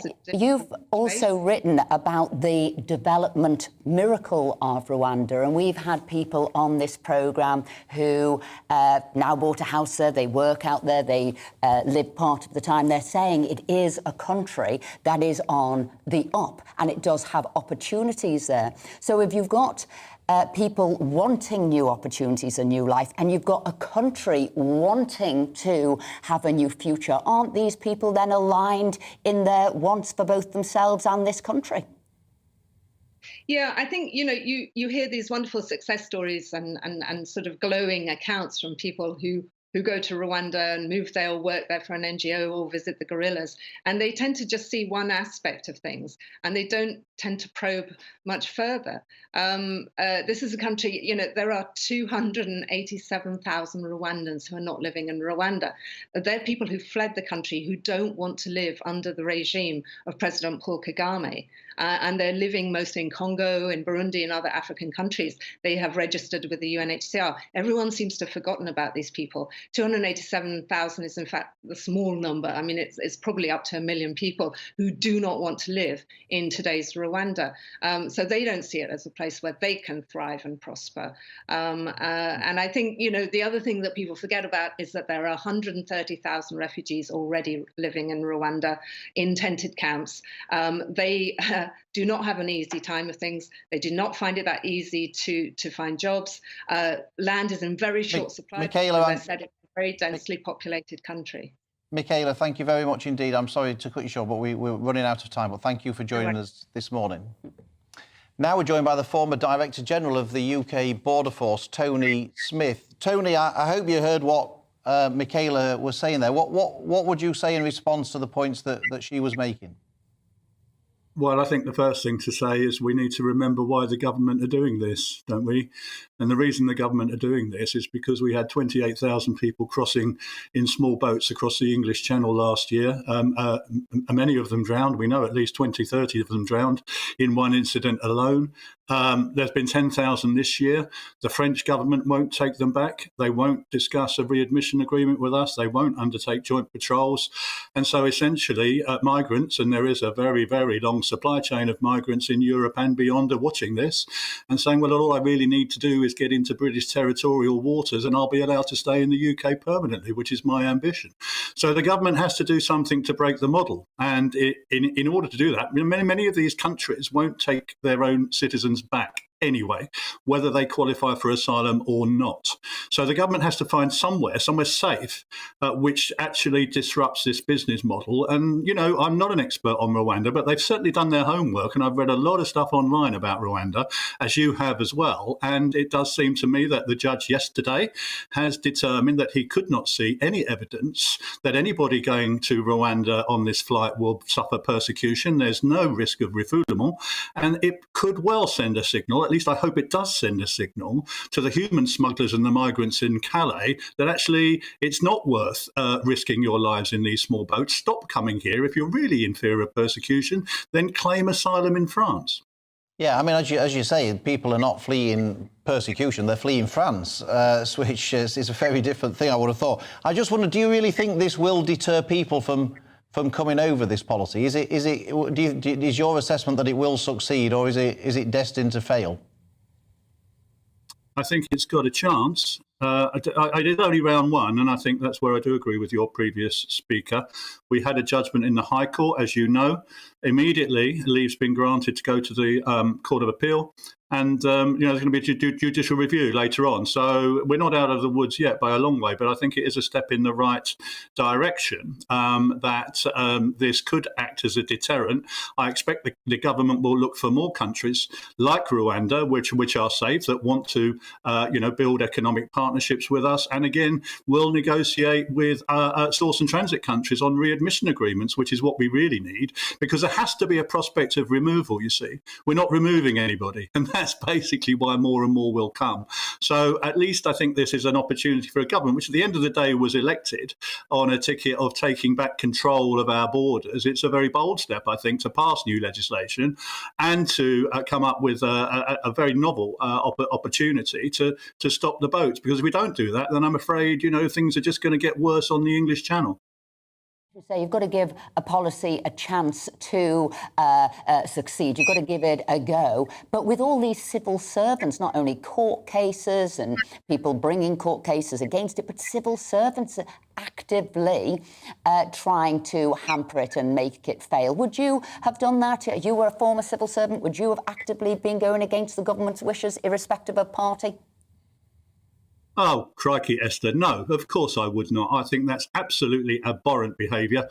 I was so proud when I got into the civil service. I worked there for 40 years for governments of different colours, and my job was to deliver the policies of the day. Of course, you give advice to ministers on whether something might or might not be tricky or dangerous or lawful. That's what you're there for, to make sure that they understand all of it. It's their decisions. And to find civil servants posting notices on Twitter to say we don't agree with this, and civil service unions backing that, is absolutely abhorrent. And I'm really, really concerned about what's happening to our public service. The thing that holds me in check, Esther, let's remember this is only a very, very small minority of civil servants in the Home Office that do it. The vast majority of them, I can assure people, are very, very hardworking, very, very diligent, and they're trying their utmost to make this policy work for the government. But I do find it very disappointing, yes. Tony Smith, thank you very much indeed for joining us this morning. Now, coming up after the break, we're talking about petrol prices in the UK, which have reached record highs. And we want to hear from you this morning, so if you want to get involved, please email us at gbviews@gbnews.uk or tweet us at gbnews.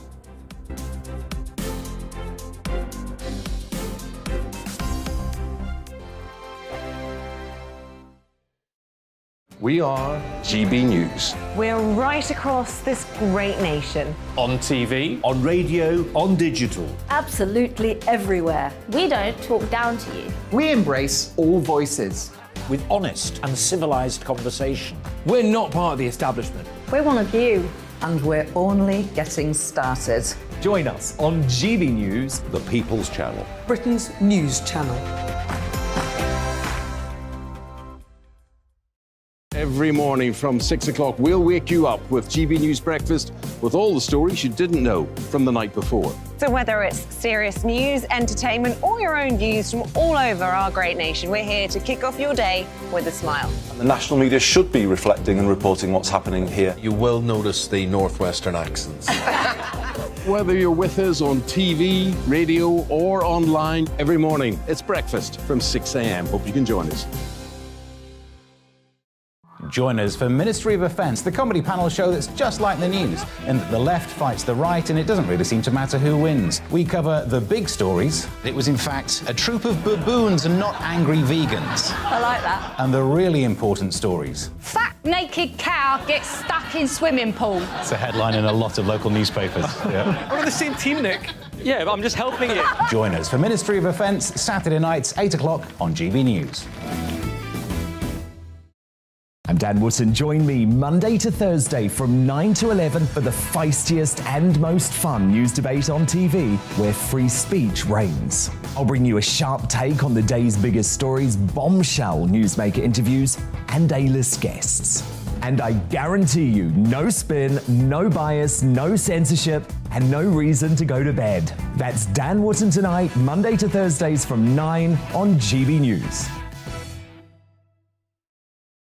Hello, I'm Michelle Dewberry, and you can join me every weekday 6 till 7 on Jubes and Kerr. Me and my panel will get stuck right into the day's events, and I can tell you, in fact, I can warn you, expect some robust debate, some strong opinions and perspectives from both sides of the fence. It's about you at home as well. I love to read out all of your comments, or at least as many as I can. So join me, Michelle Dewberry, Monday to Friday, 6 till 7 on Jubes and Kerr. Hello, I'm Patrick Christie's. And I'm Mercy Moroki. Make sure that you join us Monday to Thursday, 10 a.m. until midday, right here on GB News for To The Point. We're not afraid to talk about the topics that matter to you, or the big topics that always matter. We cover absolutely everything, from the breaking political stories of the day to law and order, what's going on in the channel. We're not afraid to hold people to account. We always make sure we include your views on our show. Indeed, if you're thinking it, you can guarantee that we're saying it. So make sure you join the conversation with us, 10 a.m. until midday, Monday to Thursday, for To The Point on GB News.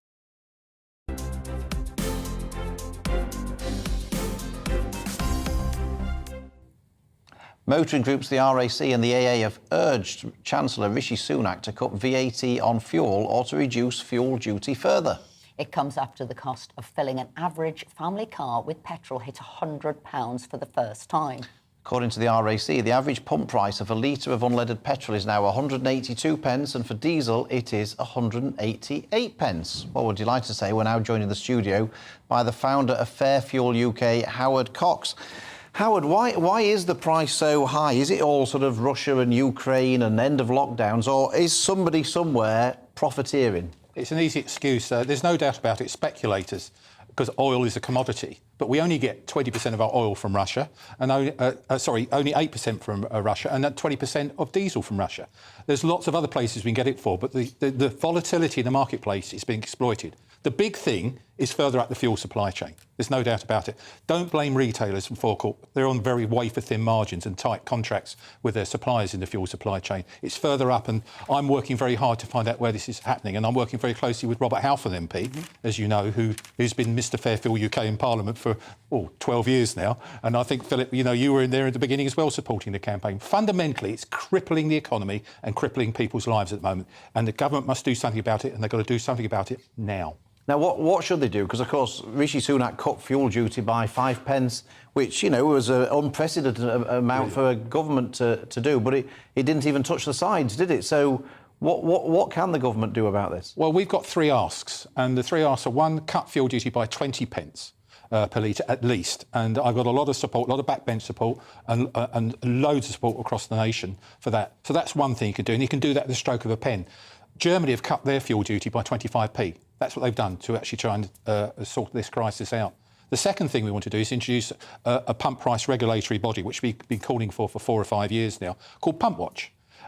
It goes against every part of my being to actually interfere with markets, etc., because I'm a one-nation Tory, I suppose you could say. But fundamentally, someone is taking the mickey out of drivers. They're fleecing them remorselessly for the last 5-10 years now, and we've got to get to the bottom of how pump prices are arrived at.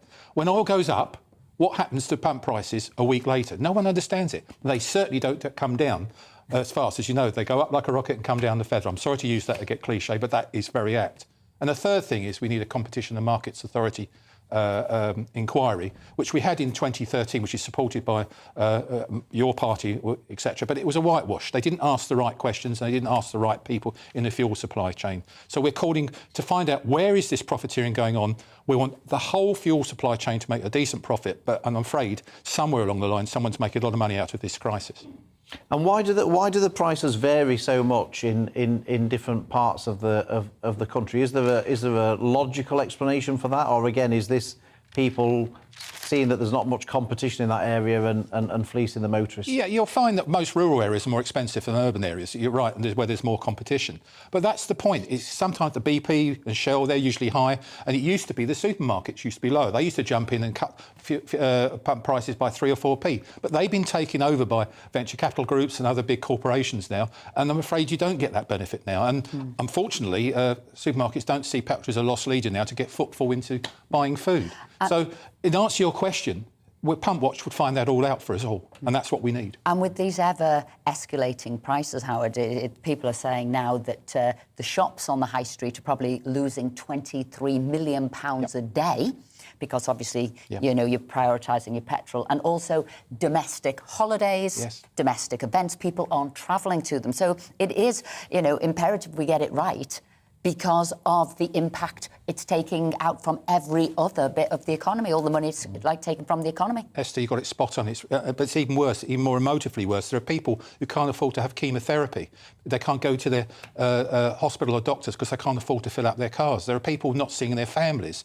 We're in a situation after COVID. We've all been isolated, and the car is the best freedom, release to get to see people. We need the government to act now, and I'm calling on you two guys to actually really give us a lot of pressure in Parliament, please. Howard, thank you. We hear the message. Thank you very much indeed for joining us this morning. Coming up after the break, we're joined by broadcaster and writer Aidan McGee to talk about the biggest stories from the world of sport. But first, here's the news headlines with Tamsin.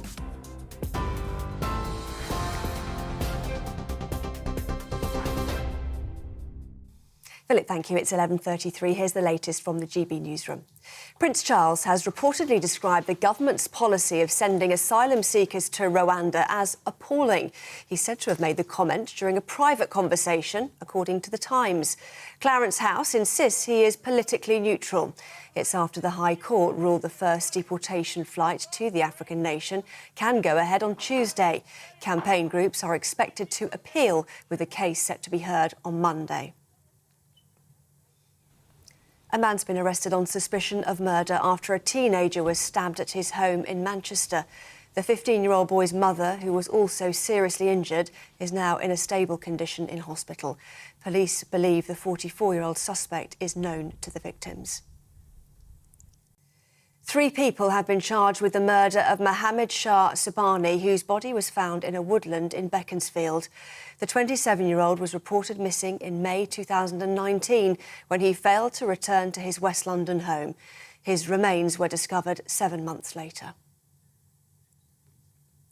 The mother of a boy with severe epilepsy is urging manufacturers to help struggling families access medical cannabis. Charlotte Caldwell says dozens of people have to pay privately to get a prescription at a time when the cost of living is soaring. She says those aged 18 or under can access treatment, but older children are being forgotten. TV, online and DAB+ radio, this is GB News. In a moment, it's back to Saturday morning with Esther and Philip.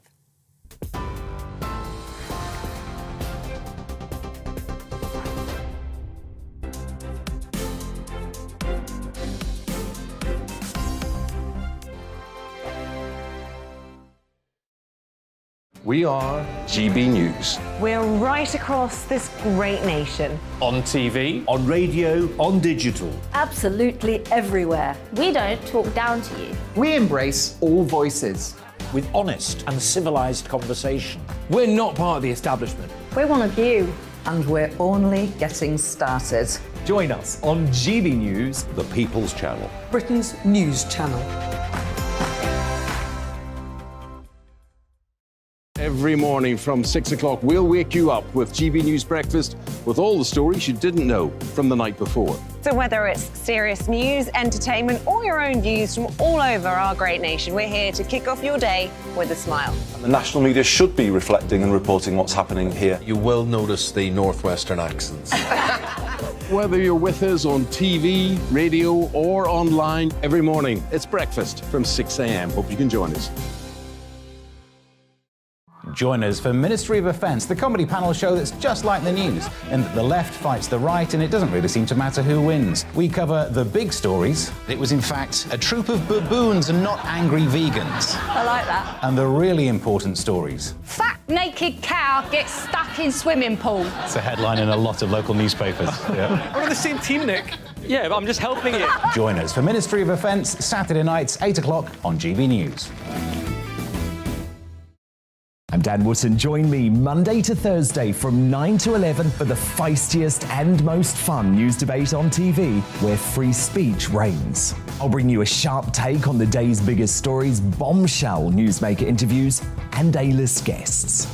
And I guarantee you, no spin, no bias, no censorship, and no reason to go to bed. That's Dan Wootton tonight, Monday to Thursdays from 9 on GB News.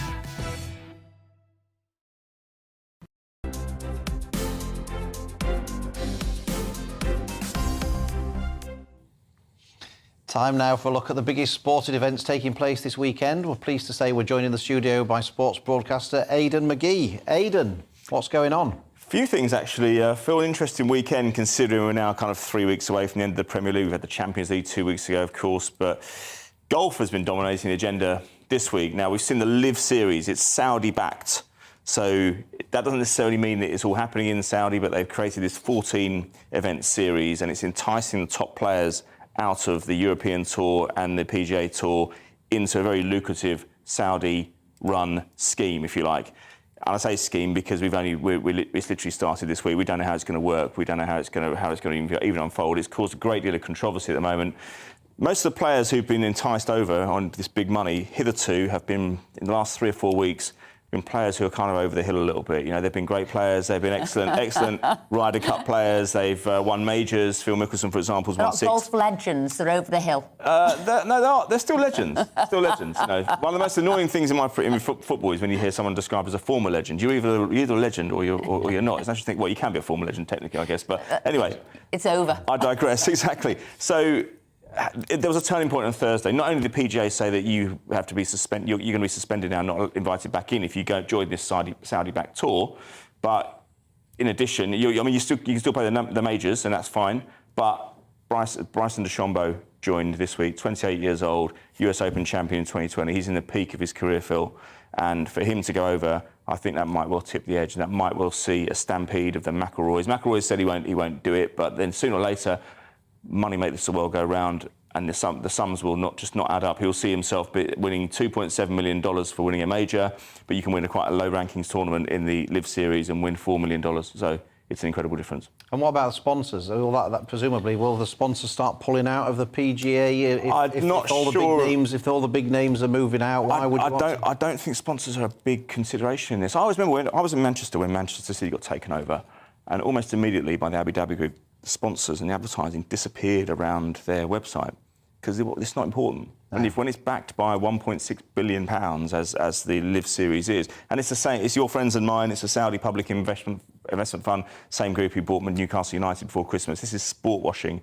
and it was interesting seeing all the players being put on the podium today. And my fantastic colleague Neil McClellan from the Mirror said, "Is there anyone he wouldn't play for?" He said that to Ian Poulter. He said, well, if Vladimir Putin started his own tournament, would you play for him? No comment. That's hypothetical. And I said, what about apartheid South Africa? No comment. Hypothetical. You know, instead of just pretending that you're trying to take golf to these countries with a very dubious human rights record and trying to improve the image of those countries and bring them into our fold, why not just admit that you're there for the money? We all have a pound note.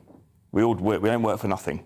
And so I think that people will respect the honesty of those players saying, you know what, I've got a chance at the age of 35 or 40 to secure my family in future. Sport's risky anyway, it's a short career. Golf's probably longer than normal because you can play into your 40s and 50s, but there's still the risk of injury, and I think that people would consider that a much more honourable reason for joining the Live Series than the ones that have been given up to now. And on a tenuous link to the Gulf states and sport, it's the Qatar World Cup, and England are continuing with their preparations. But I was reading the papers today, you know, the future of Gareth Southgate was being discussed. He was sort of saying, you know, I'll go if you don't want me anymore. That's right. I mean, he's just a bit frustrated. I mean, when these sports are massive, as football is, you sometimes get newcomers watching the screen. They say, "Go on, chuck on Grealish, get us a goal." It's not as simple as just chucking on a load of attacking players and you score more goals. If that was the case, then there'd be no defenders and no midfielders and no goalkeeper. But this is top-level football. There needs to be a balance. I think he's earned the right to spout.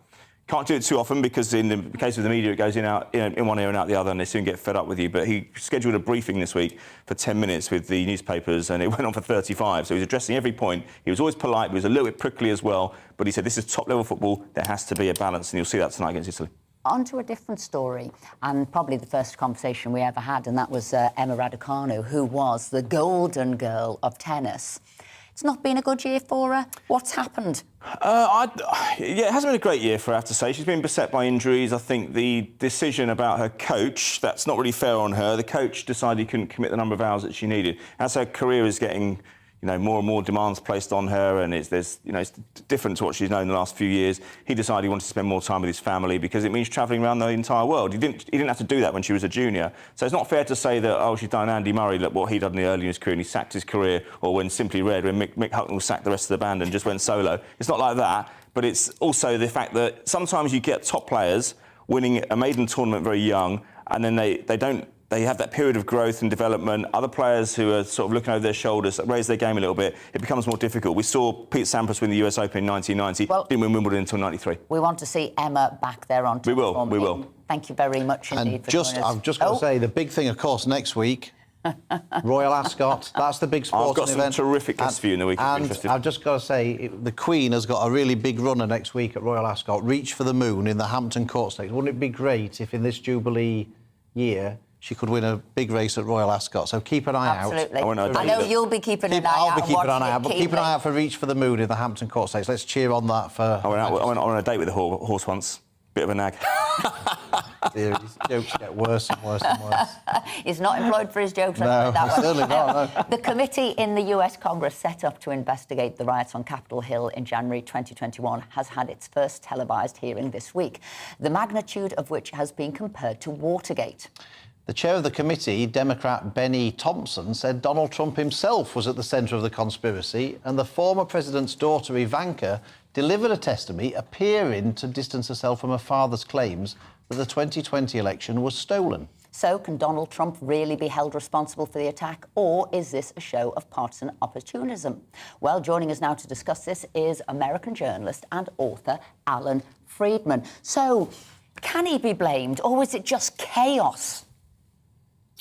Well, Donald Trump was impeached for encouraging and inciting the violent insurrection that occurred when the mobs attacked the Capitol on January 6th. And he has always defended them and always played down January 6th as a peaceful demonstration, but there were people killed. And there have been indictments in courts, and many of the leaders of white supremacist groups like the Proud Boys and the Oath Keepers already going to jail for this. And what the committee is showing in the Congress is pretty much like Watergate, because it's big. It's the president who had a 7-point plan to not accept the verdict of the election and was distributing fake news saying that he had won the election well into January. And he still says that today. I think what's interesting about this is here we have the daughter of the president, Ivanka, who's actually really distancing himself from her dad, saying, look, I tried to tell him that he had lost the election, and I tried to tell him to stop the violence. And for hours and hours, Donald Trump watched the insurrection, and his own family asked him to please stop the violence, and he wouldn't listen to them. He said that his own vice president, Mike Pence, should be hanged. He said he deserves to be hanged. Alan, you said, Trump couldn't accept the result of the election. But is it people like you who can't accept the judgment of the court when it said that Trump was not guilty of incitement to insurrection, and that his impeachment trial in the Senate in February last year? So can you not accept what the courts have said? Well, I'm clearly a critic of Trump. Let's not beat around the bush. But I believe that he is a threat to our democracy. I believe that because I think there hasn't been a court that found him guilty. The Senate, which is a Republican majority there, voted to acquit him. But the investigation has revealed new documents, including his own chief of staff, trying desperately to get him to stop, and evidence that he and Steve Bannon and others were involved in planning some of this. I think we'll still have to wait and let history give its verdict in the end. I think, Alan, that we can place any store on what this committee finally decides. I mean, basically, the Republicans, certainly the pro-Trump Republicans, have boycotted this hearing. So basically, you're left with Democrats and a couple of anti-Trump Republicans on there. So are we not going to be in a situation where basically people are just going to believe what they want to believe, that this committee is going to find against Trump because they all hate him, and that the lots of Trump supporters in America are just going to say, well, this was a biased hearing and a biased report, and so we're no further forward with anything really? Well, I believe that is what will happen. I believe that the people who support Trump, and let's remember, Biden got 81 million votes, Trump got 74 million votes. Of Trump's 74 million votes, more than half of them still deny the January 6th story and are with him. So he's got about 1/3 of the country, maybe 40% of America with him. They don't care about these hearings. That's correct. And we have a November election where Biden is likely to lose the Senate and the House, and the Republicans will take over, making Biden into a lame duck. So, yeah, there's a lot of politics in all this on both sides. I just wondered, though, I mean, what's therefore the point of this hearing, apart from a bit of political posturing and all the rest of it, given that it's not really going to... viewing as well, viewing. Well, given that nobody is going to change their mind... Prime time viewing. What is the point of this? I mean, it's not going to change anyone's opinion, so why bother with all of this? Well, it's very hard to imagine it in British terms because there's no British equivalent to a Tory. Imagine the Tory party was taken over by the cult of one personality who was on the extreme right, and the moderates in the Tory party were in a minority. That's what's happened with Trump and the Republican Party. He's got an extreme wing that used to be marginal and now controls the Republican Party. None of this matters in terms of the November elections. It probably matters because it's worth getting at the truth. We Americans are a bit naive that way. We believe we should get to the bottom of things, and like in Watergate, find out what did he know and when did he know it. That's the way we are in America. Alan, is this about getting to the truth, or is this just about making sure Trump never again stands to be president of the United States? But I'll need a short answer, please. The short answer is the best proof that this is really a genuine inquiry and is worth paying attention to is that the Republican right-wing daughter of former Vice President Dick Cheney of the Bush administration, Liz Cheney, believes that Trump is a threat to American democracy. As I say, history will decide. Alan Freedman, thank you so much for joining us this morning. We really do appreciate it. Thank you. Well, it's time now to take a look at the week's showbiz news. And in the studio, we're joined by our regular showbiz correspondent, Hayley Palmer. So, the papers are afire with showbiz news today, as I see whipping through them this morning. Yeah, absolutely. I mean, let's talk Britney, first of all. Obviously, she got married in a beautiful Versace dress. Guests included Madonna, Paris Hilton, Selena Gomez. So it was a real, it was a real... But not her parents. Her parents weren't there, so her mum and dad wasn't there, and also her sister wasn't there as well. And apparently, her ex-husband gate crashed the wedding as well. I saw that. Which looked a bit scary. Because this is her third. This is her third wedding. I read. Yeah, and she's got a toy boy. Did you know that? It's not just you that has something like this. But as I keep saying, there's no point having a toy boy if he doesn't look like a toy boy, Philip. But what was the interesting thing as well, it was meant to be quite a decadent affair. The kiss that she'd performed before with Madonna was reenacted on the dance floor of her wedding. It was quite sort of raunchy dancing and merriment till the early hours. Yeah, I mean, I think she's been through such a rough time of it that she deserves happiness, and this was her day. So I think we're all really pleased for her. Did you not get an invite? Hey, I mean, is this the first thing that's happened in years that you haven't been invited to? I should have been there. I should have been reporting from there, but no worries. But and also in other news, we were talking about Love Island last week, and Liam, he's quit after 4 days. And I was saying last week, about their mindset and their mental health, and he was actually put with the girl who's Michael Owen's daughter, and she'd gone off with someone else. So I wonder if it is just too much for him. And it's quite sad to see. I don't watch Love Island, I've got to say. You don't watch Love Island, unless you're sneaking it while I'm not watching. But I don't. While you're watching the racing, I'm watching Love Island. But I think you mentioned this last week, Hayley, and I was thinking about this, and I did... Now, 3 people associated with Love Island have taken their own lives, haven't they, in the past? Now, I'm not saying it was because of their relationship with Love Island, but it is a coincidence at the very least. And I just wondered, it was Jeremy Kyle was taken off air by ITV after one suicide, I think it was, and it was really quickly taken off air. And I suppose there will be questions asked about whether or not Love Island should still be broadcast, given the potential impact on people's mental health. I mean, this guy, Liam, I think he knew he was out of his depth. He just said, I don't feel myself, I need to leave. And that's good that he knew that line. Because some people would go, well, actually, I think if it was me, I think I'd try and keep going. I don't want to let people down. So I thought, actually, it was brave of him to say that. No, I'm out. But also, it's a lot for them. Like, the next plot twist is that Michael Owen's daughter, her ex-boyfriend has just come in. So, I mean, it's all the kind of mental strain and tension. I can imagine, off camera, they're going through a lot. There's definitely mind games going on and emotional mind games going on in that as you've got a group of people that you're wanting to perform for the cameras. And a different kind of pressure that we've revealed here is Love Split Amanda is aiming for solo stardom.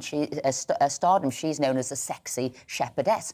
So this was a lady and a family, and they've followed her. They've got 9 children together. But the pressure of, you can't believe the 9 children. I can't look after myself. The pressure of of you being watched and every bit of your move being watched, their relationship's splitting up. So it's not quite a Love Island, it's not quite there. But I don't think people realise when you are put in the spotlight and everybody's got an opinion on you, what goes wrong. So here you are, the couple here splitting. Yeah, I mean, she had 5 best-selling books. She seemed to be on all the podcasts. She was on morning TV. Like you said, she had 9 children.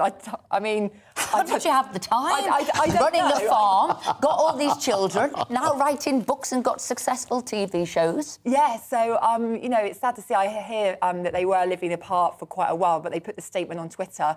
And you're right, I think there's a lot of pressure. I mean, we love watching it as viewers, but for these contestants, I think there's a lot of strain on their mental health. But you've got a married couple there working together on TV, the stresses and the strains of TV. How are we going to cope? Is it the end? Will we be doing a tweet later today that it's been too much pressure?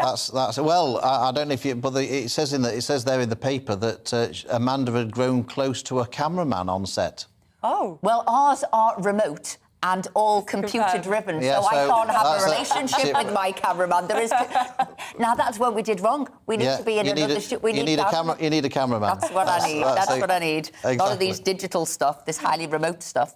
Yeah, but I mean, I don't think he wanted the fame, did he? As much as she did, and I think that's where you get part of the problem, isn't it? Yeah, when one of you really wants the fame and the other's just happy to take the back seat. And other people grow apart, don't they? She is maybe growing up, growing on. She's finding opportunities. But I wish them all good luck. But it is a sad, sad way to end your marriage. But it's a sad, sad way. Now we're ending the show. I can't believe it. Another fabulous show over. Thank you, Hayley. But we will be back. Don't you worry. Phil and I are still together, and we will be back next week at the same time, 10 till 12. But don't go away, because we've got the fantastic Alistair Stewart next, him with Friends. So we've got a bit of a break, but stay tuned to watch Alistair and Friends. Hello, a very good morning to you. It's not going to feel like summer today across Scotland and Northern Ireland, windy with showers, and that wind will be touch and gale force around exposed western coasts of Scotland because of an area of low pressure, unseasonably deep for the time of year. That bringing tightly packed isobars across much of the north of the UK. A blustery day for many, but the strongest winds reaching the Western Isles, where gusts will be in excess of 50 miles an hour. That, in combination with the fact that we've got long spells of heavy rain into the Western Isles as well as the West Highlands, will make for an unpleasant day here. Showers also extending into Northern Ireland, southern and eastern Scotland. A few showers also for northern and western England, the Midlands and Wales, but fewer as you come further south, and the winds won't be as strong. So 23 Celsius for London, feeling pleasant here, feeling unpleasant where we've got 13 or 14 Celsius in the west of Scotland. We'll also see that persistent rain continue in the north of Scotland during Saturday evening.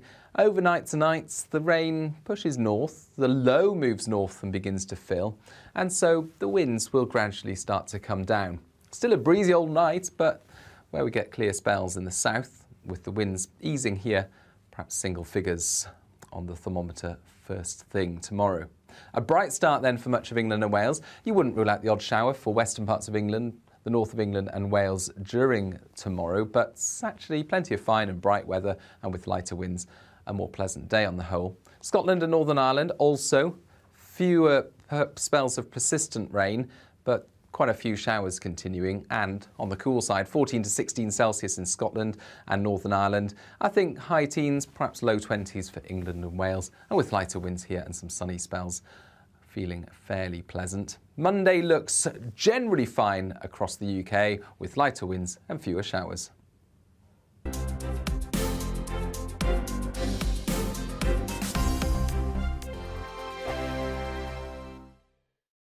We are GB News. We're right across this great nation. On TV, on radio, on digital. Absolutely everywhere. We don't talk down to you. We embrace all voices. With honest and civilised conversation. We're not part of the establishment. We're one of you. And we're only getting started. Join us on GB News, The People's Channel. Britain's news channel. Every morning from 6 o'clock, we'll wake you up with GB News Breakfast with all the stories you didn't know from the night before. So whether it's serious news, entertainment, or your own views from all over our great nation, we're here to kick off your day with a smile. And the national media should be reflecting and reporting what's happening here. You will notice the northwestern accents. Whether you're with us on TV, radio, or online every morning, it's breakfast from 6 a.m. Hope you can join us. Join us for Ministry of Offence, the comedy panel show that's just like the news, in that the left fights the right and it doesn't really seem to matter who wins. We cover the big stories. It was in fact a troop of baboons and not angry vegans. I like that. And the really important stories. Fat naked cow gets stuck in swimming pool. It's a headline in a lot of local newspapers. Yeah. We're on the same team, Nick. Yeah, but I'm just helping you. Join us for Ministry of Offence, Saturday nights, 8 o'clock on GB News. I'm Dan Wootton. Join me Monday to Thursday from 9 to 11 for the feistiest and most fun news debate on TV, where free speech reigns. I'll bring you a sharp take on the day's biggest stories, bombshell newsmaker interviews, and A-list guests. And I guarantee you, no spin, no bias, no censorship, and no reason to go to bed. That's Dan Wootton tonight, Monday to Thursdays from 9 on GB News.